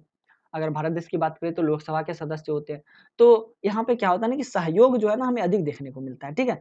और अगर हम ऐसे अगर इसका एक फायदा और देखें तो हम ये देखते हैं कि सरकार जो है ना वो अधिक जिम्मेदार और जवाबदेह होती है, क्योंकि सभी मंत्री जो है ना व्यक्तिगत रूप से अपने-अपने विभागों की गतिविधियों के लिए जिम्मेदार और जवाबदेह होते हैं, ठीक है। इतना क्लियर हो गया? अब आगे है कि एक सरकार यहाँ पर संसदीय शासन प्रणाली में तभी तक काम कर सकती है, तभी तक कार्य कर सकती है जब तक कि उसे जो है ना विधानसभा के सदस्यों का सहयोग प्राप्त हो और जनता का सहयोग प्राप्त हो। तो यह इस तरह से एक तरह से इसका फायदा हुआ, ठीक है। और इसके बाद कार्यपालिका के सदस्य स्वयं विधानसभा के सदस्य होते हैं, इसलिए यहाँ एक मजबूत सरकार हमें देखने को मिलती है। अभी तुरंत मैंने बताया। और चूंकि कार्यपालिका जो कि कानून को लागू करने का काम करेगी और विधायिका या विधानसभा जो कि कानून बनाने का काम करेगी, दोनों ही जगह पर एक ही सदस्य है, तो यहाँ इस तरह से एक मजबूत सरकार का गठन होता है और इससे नीतियां बनाने में और नीतियों को लागू करने में बहुत अधिक सुविधाएं हमें देखने को मिलती है। ठीक है, इतना क्लियर हो गया। और यहाँ पर क्या होता है कि जब कोई विधायी प्रस्ताव या कोई विधेयक या कोई कह लें कि जो कि कानून बनेगा भविष्य में, वो अगर पेश किया जाता है विधानसभा या लोकसभा में, तो वो आसानी से पारित हो जाता है और कानून बन जाता है और फिर इसको पालन करने के लिए अनिवार्य कर दिया जाता है। ठीक है, इतना क्लियर हो गया। संसदीय शासन प्रणाली जो है वो राष्ट्रपति शासन प्रणाली की तुलना में अधिक प्रतिनिधित्व वाला होता है। ठीक है, इसमें अब चूंकि क्या है ना कि इसमें जनता जो है ना ज्यादा से ज्यादा तौर पर भाग लेते हैं। ठीक है, इतना क्लियर हो गया। अब आगे देखिए, संसदीय प्रणाली जो होती है ना वो अधिक लचीली होती है, क्योंकि यहाँ पर जो चुने गए प्रतिनिधि है ना, उन पर जनता का दबाव होता है। ठीक है, अगर जनता कह दे कि नहीं ये चीज गलत है, तो उनको उस चीज पर फिर उस चीज पर सुधार करना पड़ता है। ठीक है, इतना क्लियर हो गया। आगे है कि जो संसदीय शासन प्रणाली में अनुशासित दलों को महत्व को देखते हुए पार्टियों को बनाने और उन्हें बनाए रखने का अधिकार प्राप्त होता है। अब ऐसा है कि संसदीय शासन प्रणाली में बहुत सारे पार्टियों का गठन हो सकता है, 5 पार्टी, 10 पार्टी, राजनीतिक दल, 10-20 राजनीतिक दल, 50 राजनीतिक दल बन जाते हैं। लेकिन राष्ट्रपति शासन प्रणाली में ऐसा नहीं है। राष्ट्रपति शासन प्रणाली में 1 या 2 दल ही बनते हैं, जैसे अमेरिका में 2 ही है शायद। ठीक है, 2 ही पार्टी है, एक डेमोक्रेटिक है, एक रिपब्लिक है शायद। ठीक है, तो इतना क्लियर हो गया। अब संसदीय शासन प्रणाली के कुछ नुकसान है वो मैं आप लोगों को बता देता हूं। देखिए, ऐसा है कि कभी-कभी है ना संसदीय शासन प्रणाली में ऊहापोह की स्थिति पैदा हो जाती है, मतलब कन्फ्यूजन की स्थिति पैदा हो जाती है। अब वो ऐसे होती है कि मंत्रिमंडल में अगर कोई निर्णय लिया जाता है या कार्यपालिका के सदस्यों के द्वारा कोई निर्णय लिया जाता है, तो उनके बीच उठापटक जारी हो जाता है। तो इससे है ना वो कानून अच्छे से काम नहीं कर पाता है, कानून अच्छे से लागू नहीं हो पाता है। इतना क्लियर हो गया। कभी-कभी क्या होता है ना कि संसदीय शासन प्रणाली में चूंकि किसी दल को बहुमत प्राप्त होना आवश्यक है, अगर किसी परिस्थिति में कोई दल है उसको बहुमत प्राप्त नहीं हुआ, तो वो क्या करते हैं, गठबंधन की सरकार बनाते हैं। अब गठबंधन की सरकार बनाएंगे तो जाहिर सी बात है कि 10 लोगों के दिमाग 10 तरीके के होंगे। अब 10 तरीके के होंगे तो कानून बनाने में थोड़ी समस्याएं आती है, कानून जल्दी आसानी से बन नहीं पाता है। ठीक है, संसदीय शासन प्रणाली जो है ना राष्ट्रपति प्रणाली की तुलना में बहुत ही कम कुशल होता है, क्योंकि मतदाताओं को चुनाव से पहले यह पता ही नहीं होता कि चुनाव के नतीजों के बाद जो बनेगी सरकार वो कैसा होगा, उसका स्वरूप कैसा होगा, उसमें उसमें मुख्यमंत्री कैसे होंगे, प्रधानमंत्री कैसे होंगे, बाकी जो अन्य विभाग के मंत्री होंगे वो कौन होंगे, कैसे होंगे, इसके बारे में संसदीय शासन प्रणाली में लोगों को पता नहीं होता है। ठीक है, इतना क्लियर है। तो ये है नुकसान संसदीय शासन प्रणाली के। अब हम बात करते हैं राष्ट्रपति शासन प्रणाली के फायदे और नुकसान। तो देखिए दोस्तों, चूंकि राष्ट्रपति शासन प्रणाली में विधायिका, कार्यपालिका और न्यायपालिका सभी अलग अलग होते हैं, शक्तियों का विभाजन अलग अलग होता है।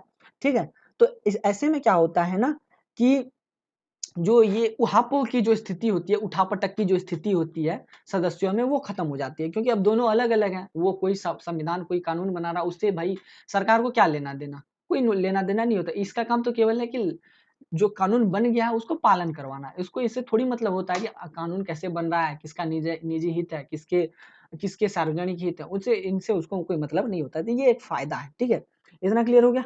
आगे बढ़ते हैं। संसदीय प्रणाली में हर एक पार्टी केवल अपने समर्थकों का ही प्रतिनिधित्व करे, लेकिन इससे अलग राष्ट्रपति प्रणाली में क्या होता है कि एक एकल राष्ट्रीय स्तर पर निर्वाचित सरकार पूरे देश का प्रतिनिधित्व करती है। अब ऐसा है कि कभी-कभी संसदीय शासन प्रणाली की एक कमी ये है कि जो पार्टी होती है ना वो अपना निजी हित देखने लगती है। अब किसी पार्टी की सरकार आ गई, वो अपना निजी हित देखने लगती है। लेकिन ऐसा है कि जो राष्ट्रपति शासन प्रणाली है उसमें ऐसा नहीं होता है, क्योंकि वहाँ पर एक-आध पार्टियाँ ही होती है और चूँकि वो एक-आध पार्टियाँ, वहाँ कॉम्पिटिशन ज़्यादा नहीं है, तो वो पूरे देश का सही तरीके से प्रतिनिधित्व करती है। अब चूँकि तीसरी तय अवधि होती है, जैसे राष्ट्रपति हो गया, जैसे कि जो क्या कहते हैं, अध्यक्षीय शासन प्रणाली में सभी चीज़ों की अवधि तय होती है, विधानसभा की भी अवधि तय होती है और जो राष्ट्रपति है, जो मुखिया है, उसका भी कार्यकाल तय होता है। तो ऐसे में क्या होता है ना कि अस्थिरता, मतलब शासन में अस्थिरता कम होती है, शासन स्थिर रहता है और ऐसे में क्या होता है ना कि कोई भी कानून अच्छे तरीके से काम करता है, कोई भी कानून अच्छे तरीके से लागू किया जा सकता है। इतना क्लियर हो गया?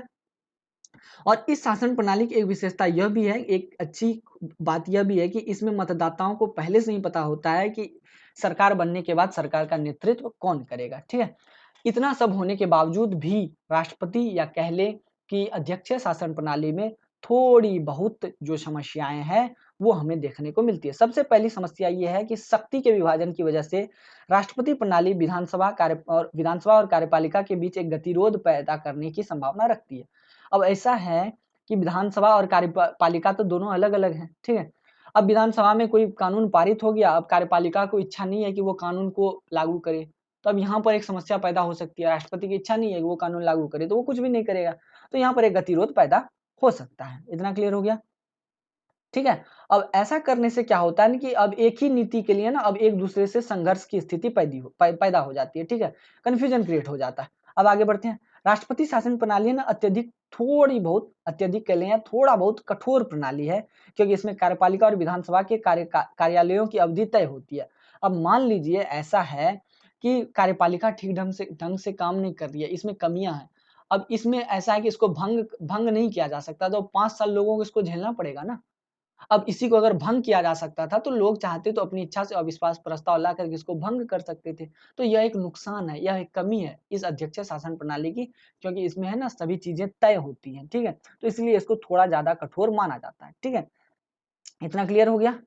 अब ऐसा है कि ये समझ लीजिए कि राष्ट्रपति प्रणाली में जो है ना जवाबदेही कम होती है, क्योंकि इस प्रणाली में विधानसभा और कार्यपालिका अपनी-अपनी नीतियाँ अलग होते हैं, अपनी-अपनी अलग-अलग नीतियाँ बनाती है और जब वो नीतियाँ बनाने के बाद वो सफल हो जाते हैं, तो अपना श्रेय लेते हैं कि हाँ, मैंने ये कानून बनाया और मुझे इसमें सफलता मिली। अगर फिर क्या होता है कि इन नीतियों में वे असफल हो जाते हैं, तो वे दोनों क्या करते हैं, विधानसभा और विधायिका और कार्यपालिका एक-दूसरे पर अपना जो कह लें कि अपना अ, गुस्सा थोप देते हैं और अपना काम निकाल लेते हैं। तो ये जो है एक तरह से नुकसान है। इतना क्लियर हो गया? अब आगे बढ़ते हैं, देखते हैं आगे क्या है। आगे शायद अगला चैप्टर होगा, अगला चैप्टर का नाम शायद संघीय और एकात्मक व्यवस्था है। इसको भी मैं शॉर्ट में बता देता हूँ। मुझे लगता है लंबा हो गया है वीडियो। संघीय व्यवस्था को समझना। देखिए, ये रहा संघीय व्यवस्था। अभी जो हम बातें कर रहे थे ना, वो संघीय व्यवस्था का ही एक उदाहरण था, जिसमें 2 तरह की शासन प्रणाली होती है। एक होती है संसदीय, ठीक है? दूसरी होती है अध्यक्षीय। तो अध्यक्षीय और संसदीय शासन प्रणाली तो आप समझ गए। अब है संघीय शासन प्रणाली क्या है, ठीक है? वो मैं आप लोगों को बता देता हूँ।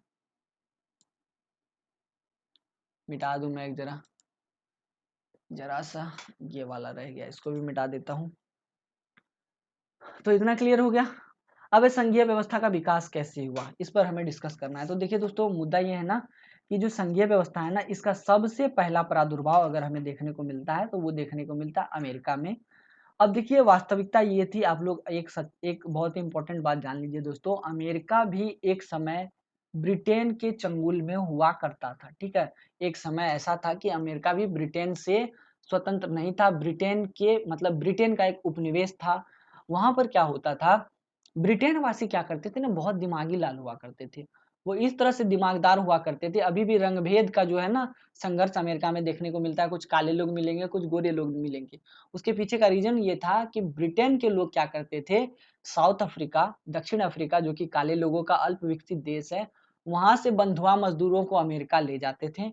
अमेरिका लेकर के जाते थे, वहाँ पर उन्हें बंधुआ मज़दूरी करने के लिए छोड़ देते थे उन काले लोगों को, ठीक है? उसके बदले में अमेरिका के नागरिकों से पैसा प्राप्त करते थे, उस पैसा को उठाते थे और वो चले आते थे भारत।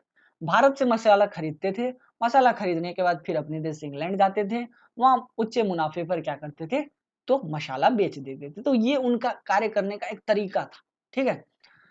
तो क्या हुआ कि इस वजह से वहाँ पर चूँकि अमेरिका एक उपनिवेश बन गया था ब्रिटेन का, तो क्या हुआ कि कुछ समय के बाद ब्रिटेन के चुंगल से ये जो देश है ना, ये अमेरिका जो देश है ये आज़ाद होता है, ठीक है? अब जैसे ही आज़ाद होता है तो इनके दिमाग में आता है कि क्यों ना एक ऐसा संघ बनाया जाए जो कि हमारे भविष्य में हमारी सुरक्षा करे, ठीक है? और हमारी सुरक्षा करे और हमें जो मतलब कह लें कि जो कमियाँ हो वो एक तरह से हम कह सकते हैं कि हमारे अंदर जो कमियां हैं उसको सुधारने में मदद करे। ठीक है, तो यहाँ पर लिखा गया है कि जब अमेरिकी स्वतंत्रता युद्ध में 13 उपनिवेश ब्रिटिश औपनिवेशिक नियंत्रण से मुक्त हो गए, तो उन्होंने पहली बार एक परिसंघ की स्थापना की। जैसा कि यह परिसंघ तत्कालीन परिस्थितियों की आवश्यकताओं को पूरा करने में अपर्याप्त साबित हुआ, तब 1789 में राज्यों के प्रतिनिधियों ने एक सम्मेलन में एक साथ मिलकर एक संघीय संविधान का मसौदा तैयार किया। राज्यों ने केंद्र में सरकार का ढांचा तैयार किया और इसको कुछ विशिष्ट शक्तियां दी, जो स्वयं के साथ अवशिष्ट शक्तियों को बनाए रखती थी। यह संविधान बाद के कई वर्षों में आई संघीय राजनीति का मुख्य मॉडल बन गई। और इसी तरह कुछ समय के बाद क्या हुआ कि यह जो तरीका है पूरे विश्व में प्रचलित हो गया। तो इतना क्लियर हो गया। अब देखिए मुद्दा ये था कि जब अमेरिकी स्वतंत्रता युद्ध हो गया, एक सेकंड में पेन ले लेता हूं। अमेरिकी जो स्वतंत्रता संग्राम था उसके कंप्लीट होने के बाद कुछ देश स्वतंत्र हुए। अब चूंकि वो जानते थे कि अगर हम अलग अलग रहेंगे, बिखरे पड़े रहेंगे, तो यह संभव है कि फिर से हमें गुलाम बना लिया जाए। ठीक है, तो अब उन लोगों ने क्या किया, अपने अपने निजी हितों को देखते हुए वो एक सामूहिक निष्कर्ष पर पहुंचे कि एक संगठन बनाया जाए, एक सामूहिक संगठन बनाया जाए जो कि हमारी सुरक्षा करे। और इन सभी, ये जो सभी है ना, ये जो आप देख रहे हैं, एक सेकंड में पेन चेंज कर लेता हूँ। ये जो आप देख रहे हैं, इन सभी ने मिलकर क्या किया, कुछ शक्तियां इस केंद्र को दी और कहा कि ठीक है भाई, इन शक्तियों के माध्यम से तुम हमारी सुरक्षा करो। तो इस तरह से संघीय व्यवस्था का विकास जो है हुआ। ठीक है, अब इसके बाद बहुत सारा ढेर सारा एग्जाम्पल दिया हुआ है। इसी अमेरिका के संघीय मॉडल का अनुसरण करते हुए पहला देश कनाडा था जिसने इस तरह का मॉडल को अपनाया, जिसने 1867 में एक संघीय प्रणाली की स्थापना की। ठीक है, इसी के बाद कुछ समय के बाद अमेरिका के स्वतंत्र होने के बाद फिर द्वितीय विश्व युद्ध हुआ। ठीक है, द्वितीय विश्व युद्ध के बाद फिर अलग अलग देश बने, जैसे पाकिस्तान, मलेशिया, नाइजीरिया, भारत। इन सभी ने इस तरह की संघीय प्रणाली को अपनाया। ठीक है, अब अलग अलग देशों में कहीं पर ऐसा हुआ कि संसदीय संघीय प्रणाली चलने लगी, संसद के तौर पर संघीय प्रणाली हुई। ठीक है, कहीं पर अध्यक्ष के तौर पर संघीय प्रणाली का विकास हुआ। तो अलग अलग तरीके से यहाँ पर क्या हुआ ना कि विकास हमें देखने को मिलता है संघीय प्रणाली में। ठीक है, अब आगे बढ़ते हैं, देखते हैं आगे क्या है।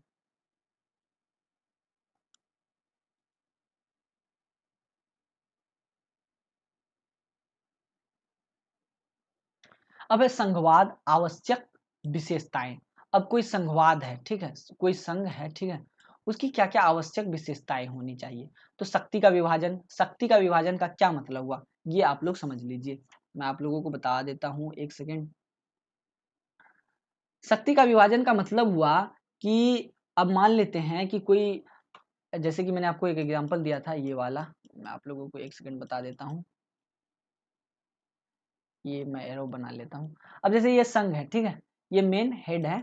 ठीक है, अब इसका निर्माण दो तरीके से हुआ, या तो इन लोगों ने मिलकर इसका निर्माण किया है, ये सब मिलकर इनका निर्माण करते हैं और ये सब मिलकर इसको शक्ति देते हैं। ठीक है, ये हो गया, इतना क्लियर हो गया। शक्ति का विभाजन यहाँ देख रहे हैं। अब एक ऐसा भी होता है कि यह केंद्र है, अब ये क्या करता है कि कुछ ऐसे छोटे छोटे क्षेत्रों को शक्तियां दे देता है और इस तरह से जो है ना फिर शासन तंत्र चलता रहता है। तो ये दो तरह के शक्ति का विभाजन हमें देखने को मिलता है। तो यह संघवाद की एक आवश्यक विशेषता है। ठीक है, इतना क्लियर हो गया। अब दूसरा मुद्दा है लिखित संविधान। अगर कहीं संघवाद है, मान लेते हैं कि शक्ति किसी को प्रदान की गई, इन लोगों ने मिलकर इसको शक्ति प्रदान की, या हम ये कह लें कि ये केंद्र ने इन सभी को शक्ति प्रदान की। अब शक्ति प्रदान की तो इसका स्रोत क्या है, कहां पर लिखा हुआ है कि शक्ति प्रदान की। तो उसके लिए एक आवश्यक विशेषता है कि एक लिखित संविधान होना चाहिए। ठीक है, यह संघवाद की एक आवश्यक विशेषता है जिसमें अंकित हो कि किसको कितनी शक्तियां प्राप्त हैं, कौन कितनी शक्तियों का प्रयोग कर सकता है। इतना क्लियर। अब बात करते हैं न्यायिक समीक्षा के बारे में। अब ऐसा है कि शक्तियों का जो विभाजन हुआ है, यहाँ पर कभी कोई कमी आ गई। अब मान लेते हैं कि किसी शक्ति के विभाजन के समय कुछ टकराव उत्पन्न हो गया। ठीक है, जैसे कि यहाँ पर इन सभी ने मिलकर इसको शक्तियां दी, अब ये शक्ति का गलत दुरुपयोग करने लगा है। ठीक है, गलत उपयोग करने लगा या कह लें दुरुपयोग करने लगा, तो फिर इसको देखेगा कौन, इसकी समीक्षा कौन करेगा। तो एक संघवाद की आवश्यक विशेषता है कि यहाँ पर न्यायिक समीक्षा भी होनी चाहिए। जो कमी है, शक्ति का जो ओवरफेयर चल रहा है, शक्ति का जो उलट पलट चल रहा है, उसकी न्यायिक समीक्षा की जाए और ये बताया जा सके कि शक्ति कितना हद तक वैध है, कितना हद तक सही है। इतना क्लियर। आगे बढ़ते हैं, देखते हैं आगे क्या है।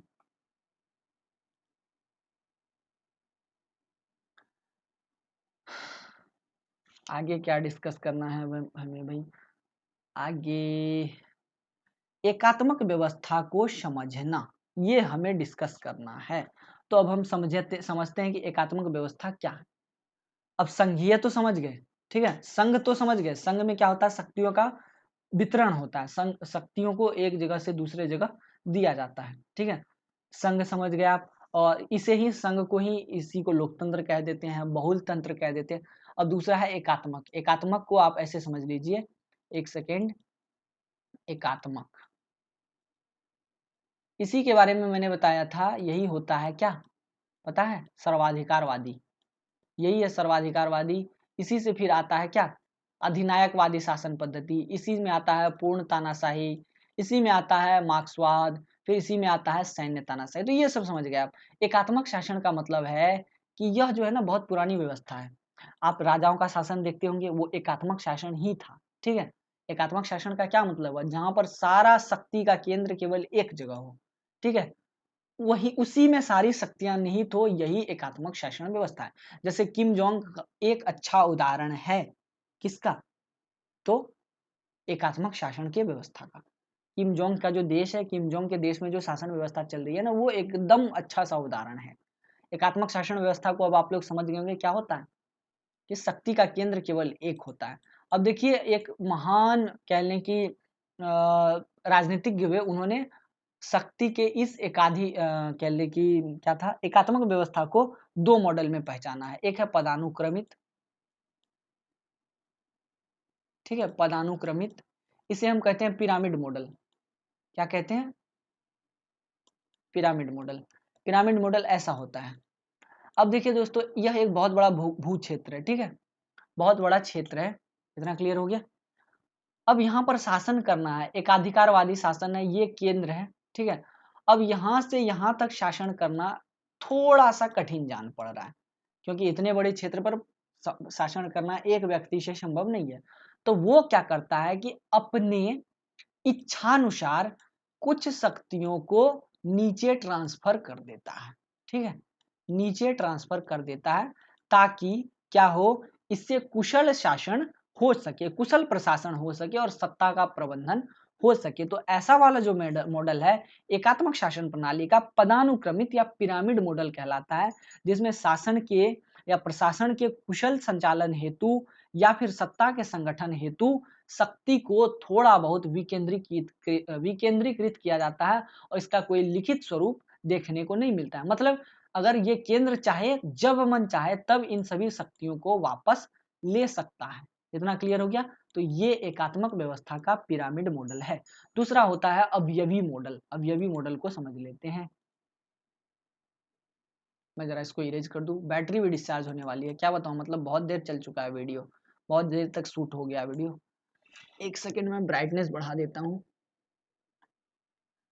हाँ, तो ये है दूसरा मॉडल है दूसरा मॉडल है सर्किल मॉडल, अवयवी या वृत्त मॉडल इसे हम कहते हैं। यह है एकात्मक शासन प्रणाली का वृत्त मॉडल। कौन सा मॉडल? वृत्त मॉडल। ऐसा होता है। अब इसमें क्या होता है कि शक्ति का केंद्र तो यहाँ होता है, ठीक है, शक्ति का केंद्र यहाँ होता है, लेकिन ये जो यहाँ पर भी कुछ शक्तियों का निहितार्थ हमें देखने को मिलता है। मतलब यहाँ पर भी, अब ये क्षेत्र है, ठीक है, ये पूरा का पूरा क्षेत्र आप देख लीजिए, या एक पूरा का पूरा क्षेत्र है, शक्ति का केंद्र ये है, ठीक है। लेकिन क्या होता है कि संचालन हेतु, सफल संचालन हेतु यहाँ पर भी शक्तियों का विभाजन कर दिया जाता है, और कुछ हद तक इन्हें स्वायत्तता प्राप्त होती है कि ये यहाँ पर ये अपनी इच्छानुसार निर्णय ले सकते हैं। लेकिन पिरामिड मॉडल में ऐसा नहीं होता। पिरामिड मॉडल में क्या होता है कि केवल और केवल सेम कानून है, कानून के सफल संचालन हेतु शक्तियों का वितरण होता है। मतलब वही कानून है, उसको अलग अलग हिस्सों में लागू करना है, तो अलग अलग जगह शक्ति को वितरित कर दिया गया, तोड़ दिया गया, और वही सेम कानून को लागू कर दिया गया। लेकिन इसमें क्या होता है ना कि कुछ हद तक ये जो लोग हैं ना, इनको स्वायत्ताएं प्राप्त होती है, ये कुछ हद तक अपना कानून बना सकती है। ये एकात्मक शासन प्रणाली का अवयवी या वृत्त मॉडल है। तो इतना क्लियर हो गया? समझ गए आप लोग? अब आगे बढ़ते हैं। ये क्या था भाई, इसको मैं इरेज कर देता हूं। अब है कि संघीय तथा एकात्मक व्यवस्था में अंतर। हाँ, ये अब मेन टॉपिक है, इसके बाद शायद हम लोगों का डिस्कशन समाप्त हो जाएगा। तो देखिए दोस्तों, संघीय तथा एकात्मक व्यवस्था में अगर हम अंतर की बात करें तो सबसे पहले हम देखते हैं शक्ति का स्रोत। तो ऐसा है कि संघीय शासन प्रणाली में जो शक्ति का स्रोत है ना, वो घटक इकाइयों में निहित होता है। जैसे देश, पहले देश हुआ, जैसे भारत देश की बात करते हैं, फिर राज्य हुआ, ठीक है, और उसके बाद आप देश हो गया, राज्य हो गया, फिर जिला हो गया, अलग अलग तरीके हैं, ठीक है। अब देखिए यहाँ पर देश को कुछ निहित शक्तियां प्राप्त होती है, जिसे हम कहते हैं केंद्र सूची, ठीक है, केंद्र की सूची। दूसरा होती है राज्य सूची, दूसरी, ठीक है। तीसरी होती है समवर्ती सूची। अब ऐसा है कि इनके जो शक्ति का स्रोत है वो संविधान में वर्णित है, संविधान में लिखित है, ठीक है। और इन्हें जो ये शक्ति प्राप्त है ना, ये इनकी घटक इकाइयों से प्राप्त है और इनको कोई हटा नहीं सकता है, ठीक है। ये एकदम लिखित है कि यह होगा ही होगा।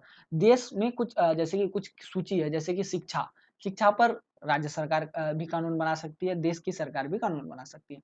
अगर सुरक्षा की बात कर ले, सुरक्षा पर केवल किसको किसको कानून बनाने का अधिकार है, जैसे कि बाहरी सुरक्षा की बात कर ले अगर हम, तो उस पे कानून बनाने का अधिकार केंद्र के पास है, केंद्र जो चाहे वो कर सकती है, ठीक है।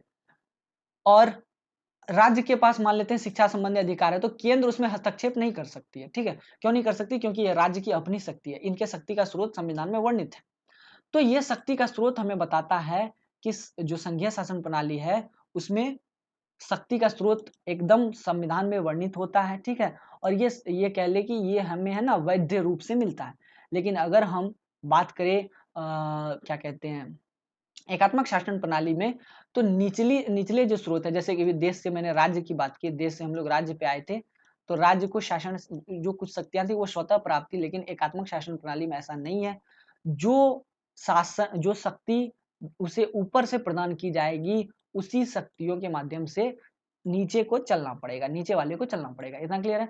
अब बस शक्ति की प्रकृति तो मैं बता ही चुका हूँ। शक्ति की प्रकृति, संघीय शासन प्रणाली में जो शक्ति की प्रकृति है वो उसके घटकों में मतलब घटकों में वर्णित होती है, ठीक है, घटकों में मिली हुई होती है। और इसका एक ठोस आधार होता है, इसका एक लिखित संविधान होता है, ठीक है। और लिखित संविधान होने के साथ साथ इसको कोई हटा नहीं सकता है। लेकिन जो अगर हम नीचे में बात करें जो कहते हैं कि एकात्मक शासन प्रणाली में बात करें, तो हम ये पाते हैं कि इसमें जो है ना शक्ति की प्रकृति अस्थायी होती है। और इसमें क्या होता है कि शक्ति को कभी भी किसी से भी छीना जा सकता है। इतना क्लियर हो गया? क्षेत्रीय सीमांकन पर अब हम बात कर लेते हैं। अगर हम बात करें तो हम ये देखते हैं कि एक संघीय प्रणाली के मामले में जब इकाइयाँ विभाजित होती है या जब विभिन्न इकाइयों के साथ आती है, विभिन्न इकाइयाँ, एक सेकंड मैं इसको थोड़ा पतला कर देता हूँ, साथ आती है, तो इसका मुख्य उद्देश्य विविधता को समायोजित करना और बहुलतावाद के लिए गुंजाइश प्रदान करना। अब ऐसा है कि देश जो है वो अलग-अलग क्षेत्रों में बँटा होता है। जैसे हम भारत देश की बात कर लें, तमिलनाडु राज्य की तरफ इंग्लिश बोला जाता है या तमिल बोला जाता है, बिहार में हिंदी बोली जाती है। तो अब इन सभी विविधताओं को समेटने के लिए देश के अंदर हमारे भारत देश में क्षेत्रीय सीमांकन किया गया है। तो हम ये देख सकते हैं कि अगर संघीय प्रणाली में क्षेत्र को बाँटा जाता है तो उसका एकमात्र उद्देश्य होता है विविधता को समायोजित करना, विविधता में एकता की पहचान बनाना। लेकिन अगर हम एकात्मक शासन प्रणाली में बात करें, तो हम ये पाते हैं कि वहाँ पर अगर क्षेत्रों को तोड़ा जाता है तो उसका केवल और केवल एक उद्देश्य होता है। क्या उद्देश्य होता है? तो वो ये होता है कि किसी भी माध्यम से केवल और केवल शासन को सही तरीके से चलाया जा सके, ठीक है? विकेंद्रीकरण बनाम बनाम गैर केंद्रीकरण। विकेंद्रीकरण का मतलब होता है कि मान लेते हैं जब एक देश है, ठीक है, जो कि एकात्मक शासन प्रणाली को अपनाए हुए है, ठीक है? तो अब वो क्षेत्रों को तोड़ चुका है, तो वो एक तरह से सभी क्षेत्रों में शासन करने के लिए अपनी शक्तियों को विकेंद्रीकृत कर देता है। तोड़-तोड़ कर थोड़ा बहुत छोटे-छोटे राज्यों को दे देता है, छोटे-छोटे क्षेत्रों में दे देता है और इसको ये जो है ना, ऊपर वाला जो है ना, कभी भी वापस ले सकता है। लेकिन गैर केंद्रीकरण की बात करें तो इसका मतलब होता है कि अब जैसे कोई देश है, ठीक है? और इसके क्षेत्र बँटे हुए हैं, ठीक है? इसमें इसको कुछ शक्तियाँ दी गई हैं, कुछ शक्तियाँ इसको दी गई हैं और कुछ शक्तियाँ इसको दी गई हैं, ठीक है? अब इसमें क्या होता है कि यहाँ पर शक्ति हस्तांतरित नहीं किया गया, शक्ति दे नहीं दिया गया, बल्कि इसका एक वजूद है। इसको संविधान में लिख कर बताया गया है कि हाँ, हमने यहाँ पर जो है ना, इस शक्ति को दिया है और हम इसको वापस नहीं ले सकते। इसमें शक्तियाँ वापस नहीं होती है, मतलब ये गैर केंद्रीकृत होती है, एक जगह पर यह केंद्रीकृत नहीं होती है, जबकि इसमें विकेंद्रीकृत होती है, टूटा-फूटा होता है। इसमें विकेंद्रीकृत तो नहीं होता, लेकिन गैर केंद्रीकृत मतलब केंद्रीकृत भी नहीं होता, ठीक है? एक जगह इकट्ठा भी नहीं होता, लेकिन होता है अलग अलग, लेकिन इसमें क्या होता है ना कि इसको एक वजूद मिला होता है, इसको एक आधार दिया गया होता है लिखित संविधान के माध्यम से, लेकिन इसमें जो है ऐसा देखने को नहीं मिलता है। इतना क्लियर हो गया। अब है अंतिम में कार्यात्मक स्वायत्ता। कार्यात्मक स्वायत्ता का क्या मतलब हुआ? कार्यात्मक स्वायत्ता का मतलब ये हुआ दोस्तों कि जो संघीय शासन प्रणाली है, ठीक है, या संघीय व्यवस्था है, इसमें क्या होता है ना कि जो छोटे-मोटे जो इकाई हैं, ठीक है, संघीय इकाई में जो घटक इकाइयाँ हैं, जैसे देश के अंदर राज्य हैं, उसको कुछ कानूनों पर, कुछ जगहों पर क्या है कि कानून बनाने का अपना अधिकार है, कुछ जगहों पर अपनी शक्तियों के प्रयोग का अपना वैध अधिकार है, उसके लिए उसे देश से परमिशन नहीं लेनी है, ठीक है? जैसे पुलिस वाला मामला, आंतरिक सुरक्षा का मामला राज्यों के हाथ में होता है, तो राज्य जब चाहे जैसा भी चाहे फेरबदल कर सकती है, ठीक है? तो ये कार्यात्मक स्वायत्ता हुई संघीय व्यवस्था की। अगर हम एकात्मक व्यवस्था के स्वायत्ता की बात करें तो इसमें ऐसा नहीं है। अगर जो राज्य हैं या जो छोटे-मोटे क्षेत्र हैं, उनको जो शक्तियाँ दी जाती हैं, उनका प्रयोग वो तभी कर सकती हैं जब तक कि उनको ऊपर से आदेश जारी ना किया जाए। जब तक ऊपर वाला संतुष्ट नहीं होगा तब तक नीचे वाला कुछ भी नहीं कर सकता है। तो ये कार्यात्मक स्वायत्ता हुई। तो इतना क्लियर हो गया? सारी बातें लगभग क्लियर हो गई। आगे सारांश है। मुझे नहीं लगता है सारांश-वारांश बताने की आवश्यकता, बहुत सारी बातें मैंने आप लोगों को बता दी दोस्तों, ठीक है? अब आगे बढ़ते हैं, जो इम्पोर्टेंट क्वेश्चन है वो मैं आप लोगों को दिखा देता हूँ। वो दिखाने के साथ ही पूरा चैप्टर खत्म करेंगे, मामला क्लोज़ करेंगे। मतलब ये जितना ब्लॉक था 2-3 ब्लॉक वो खत्म करेंगे। उसके बाद आगे हम लोग देखेंगे जो बाकी बचे कुछ टॉपिक्स है उस पर डिस्कशन हम लोग अगले वीडियो में करेंगे। ये पहला चैप्टर का है दोस्तों, इसमें है कि राजनीति के तुलनात्मक अध्ययन की ऐतिहासिक पृष्ठभूमि बताइए। तो वो मैं बता चुका हूँ, पहले द्वितीय विश्व युद्ध का मैटर बता दिया, कैसे हुआ, क्यों हुआ, शुरुआत में क्या था, राजनीति का तुलनात्मक अध्ययन बहुत छोटा था, अरस्तू ने शुरुआत किया, तो बता दिया मैंने आप लोगों को। तुलनात्मक अध्ययन की आवश्यकता क्यों है, तो वो भी मैं बता चुका हूँ। क्या जानना चाहते हैं हम उससे कि क्या समानताएं हैं, क्या असमानताएं हैं, किसमें सुधार की आवश्यकता है, कौन सही है, क्या परिवर्तन लाए जा सकते हैं, तो यही सब बताना है। तुलना की विभिन्न पद्धतियों की चर्चा कीजिए, वो भी मैं आप लोगों को बता चुका हूँ, सांख्यिकीय, केस स्टडी, प्रयोगात्मक और उसके बाद टॉपिक वाइज़ तुलना, वो मैं आप लोगों को बता चुका हूँ। अधिनायकवादी पद्धति, सर्वाधिकारवादी पद्धति जो मैंने आप लोगों को समझाया उसी पर चर्चा करनी है, अधिनायकवादी पद्धति। इसमें क्या होता है? आप समझ गए होंगे, यह लोकतंत्र के विपरीत होता है, ठीक है? और ये अधिनायक वादी पद्धति सर्वाधिकारवादी पद्धति का एक उदाहरण है, ठीक है? ये सारी बातें मैं आप लोगों को बता चुका हूँ। इसके जो आंसर होंगे वो मैं आप लोगों के लिए पीडीएफ के फॉर्मेट में अवेलेबल करवा दूँगा, चाहे तो 10-20 रुपए चार्ज आएगा या फिर फ्री में मिल जाएगा। अभी इसकी मतलब घोषणा नहीं की जा सकती है, अभी इसका फैसला नहीं हुआ। अगला क्वेश्चन है तुलनात्मक अध्ययन का अर्थ, प्रकृति, विषय क्षेत्र बताइए। इसका कोई आंसर एकदम एकदम सटीक लिखना है आपको, तो यही लिखिएगा। पूरा का पूरा जो आपने सुना है, समझा है, तुलनात्मक अध्ययन का जो 2 चैप्टर था फर्स्ट का, जो भी आपने सुना है वो सब लिख दीजिएगा। सारा आंसर यही होगा तुलनात्मक अध्ययन में, ठीक है? आगे बढ़ते हैं। अगला वाला स्लाइड कौन-सा है भाई? अगला वाला स्लाइड है कि लोकतंत्र शासनों के विकास पर चर्चा कीजिए। लोकतांत्रिक शासनों के विकास पर, तो लोकतंत्र का विकास कैसे हुआ? मैं बता चुका हूँ, सबसे पहले अमेरिका में इसकी शुरुआत हुई थी। सारी बातें मैं बता चुका हूँ। विकसित राज्यों की लोकतांत्रिक शासन प्रणाली मैं बता चुका हूँ। ठीक है, एकदम अच्छे से बता दिया मैंने कि उसमें शासन सत्ता के लिए लोग क्या करते हैं, प्रतिस्पर्धा करते हैं, राजनीतिक पार्टियाँ होती हैं, सार्वभौमिक मताधिकार सब बता चुका हूँ मैं। विकासशील राज्यों में लोकतांत्रिक शासन प्रणाली कैसी है, एकदम स्थिति खराब है, वो भी मैं बता चुका हूँ क्योंकि वहाँ पर विकास के लिए संसाधन नहीं है, मैं बता चुका हूँ। वहाँ पर लोगों में जो विविधताएँ पाई जाती हैं, उसको समेटा नहीं जा सका है, उसको एक जगह बाँधने का प्रयास नहीं किया गया है, तो दिक्कत आ रही है। ठीक है, अगला वाला देख लेते हैं। अगला वाला है संसदीय और राष्ट्रीय प्रणाली में अंतर स्पष्ट कीजिए, या फिर आपसे पूछ सकता है संसदीय और अध्यक्षीय प्रणाली में अंतर स्पष्ट कीजिए। आप बता दीजिएगा संसदीय प्रणाली, अध्यक्षीय प्रणाली, इसके एकदम सब लिख दीजिएगा जो मन में आए। संसदीय प्रणाली के गुण बता दीजिएगा, विशेषता बता दीजिएगा, खामियाँ बता दीजिएगा, आपका काम हो जाएगा। संसदीय प्रणाली का अर्थ और विशेषता बताइए, ये तो कौन-सी बड़ी बात है भई, ऊपर का जो सेम ही क्वेश्चन तो है, थोड़ा बहुत तो चेंज है, सिर्फ क्वेश्चन घुमा के पूछा है और क्वेश्चन घुमा के पूछता भी है, ठीक है? ऐसा नहीं है कि सारी चीज़ें सेम ही पूछ दी जाती है। अगला वाला स्लाइड है संघीय और एकात्मक व्यवस्था में अंतर स्पष्ट कीजिए। अभी तुरंत मैंने इस पे डिस्कशन किया। संघीय व्यवस्था क्या है? कैसे निर्माण हुआ इसका? एकात्मक व्यवस्था क्या है? कैसे निर्माण हुआ इसका? अभी तुरंत मैंने अंतर बताया, जस्ट मैंने बताया क्षेत्रीय सीमांकन के आधार पर अंतर होता है, विकेंद्रीकरण बनाम गैर केंद्रीकरण होता है, कार्यात्मक स्वायत्ता होती है, ठीक है? शक्ति की प्रकृति, शक्ति का स्रोत, यही सब तो है। एकात्मक सरकार या व्यवस्था क्या है? अभी तुरंत बता चुका हूँ मैं। सरकार एकात्मक, केवल एक, ठीक है? वही सारा शासन करता है। सेंटर ऑफ मतलब कह लें कि शक्ति का स्रोत वही होता है। संघवाद है यहाँ पर, संघवाद की विशेषता बताइए। तो संघवाद क्या है? तुरंत बताया मैंने, संघवाद और एकात्मक व्यवस्था। तो ये सब सारी बातें क्लियर हैं। अब मुझे लगता है कि ये वाले सब प्रश्न पूछे जाएंगे। ठीक है, इस प्रश्न से अगर इस प्रश्न का उत्तर आप लोग कर लेते हैं तो आप लोगों को बहुत सहयोग मिलेगा। वीडियो देख लेंगे तो और भी ज़्यादा सहयोग मिलेगा। और इस ये जो क्वेश्चंस है इसका पीडीएफ आप लोगों को बहुत जल्द मिल जाएगा। ठीक है, कोई दिक्कत नहीं है। और हो सकता है ये पीडीएफ फ्री हो अथवा ये पीडीएफ पेड हो, अभी तो कुछ कहा नहीं जा सकता है। अगर समय कम होगा तो फ्री कर दिया जाएगा, समय ज़्यादा होगा तो पीडीएफ के चार्ज लिए जा सकते हैं। ठीक है, तो आज के इस वीडियो में इतना ही रहने देते हैं दोस्तों, फिर मिलते हैं नेक्स्ट वीडियो में। Till then tata bye bye, take care. जो कमी अथवा त्रुटि हुई हो उसके लिए मैं माफ़ी चाहता हूँ।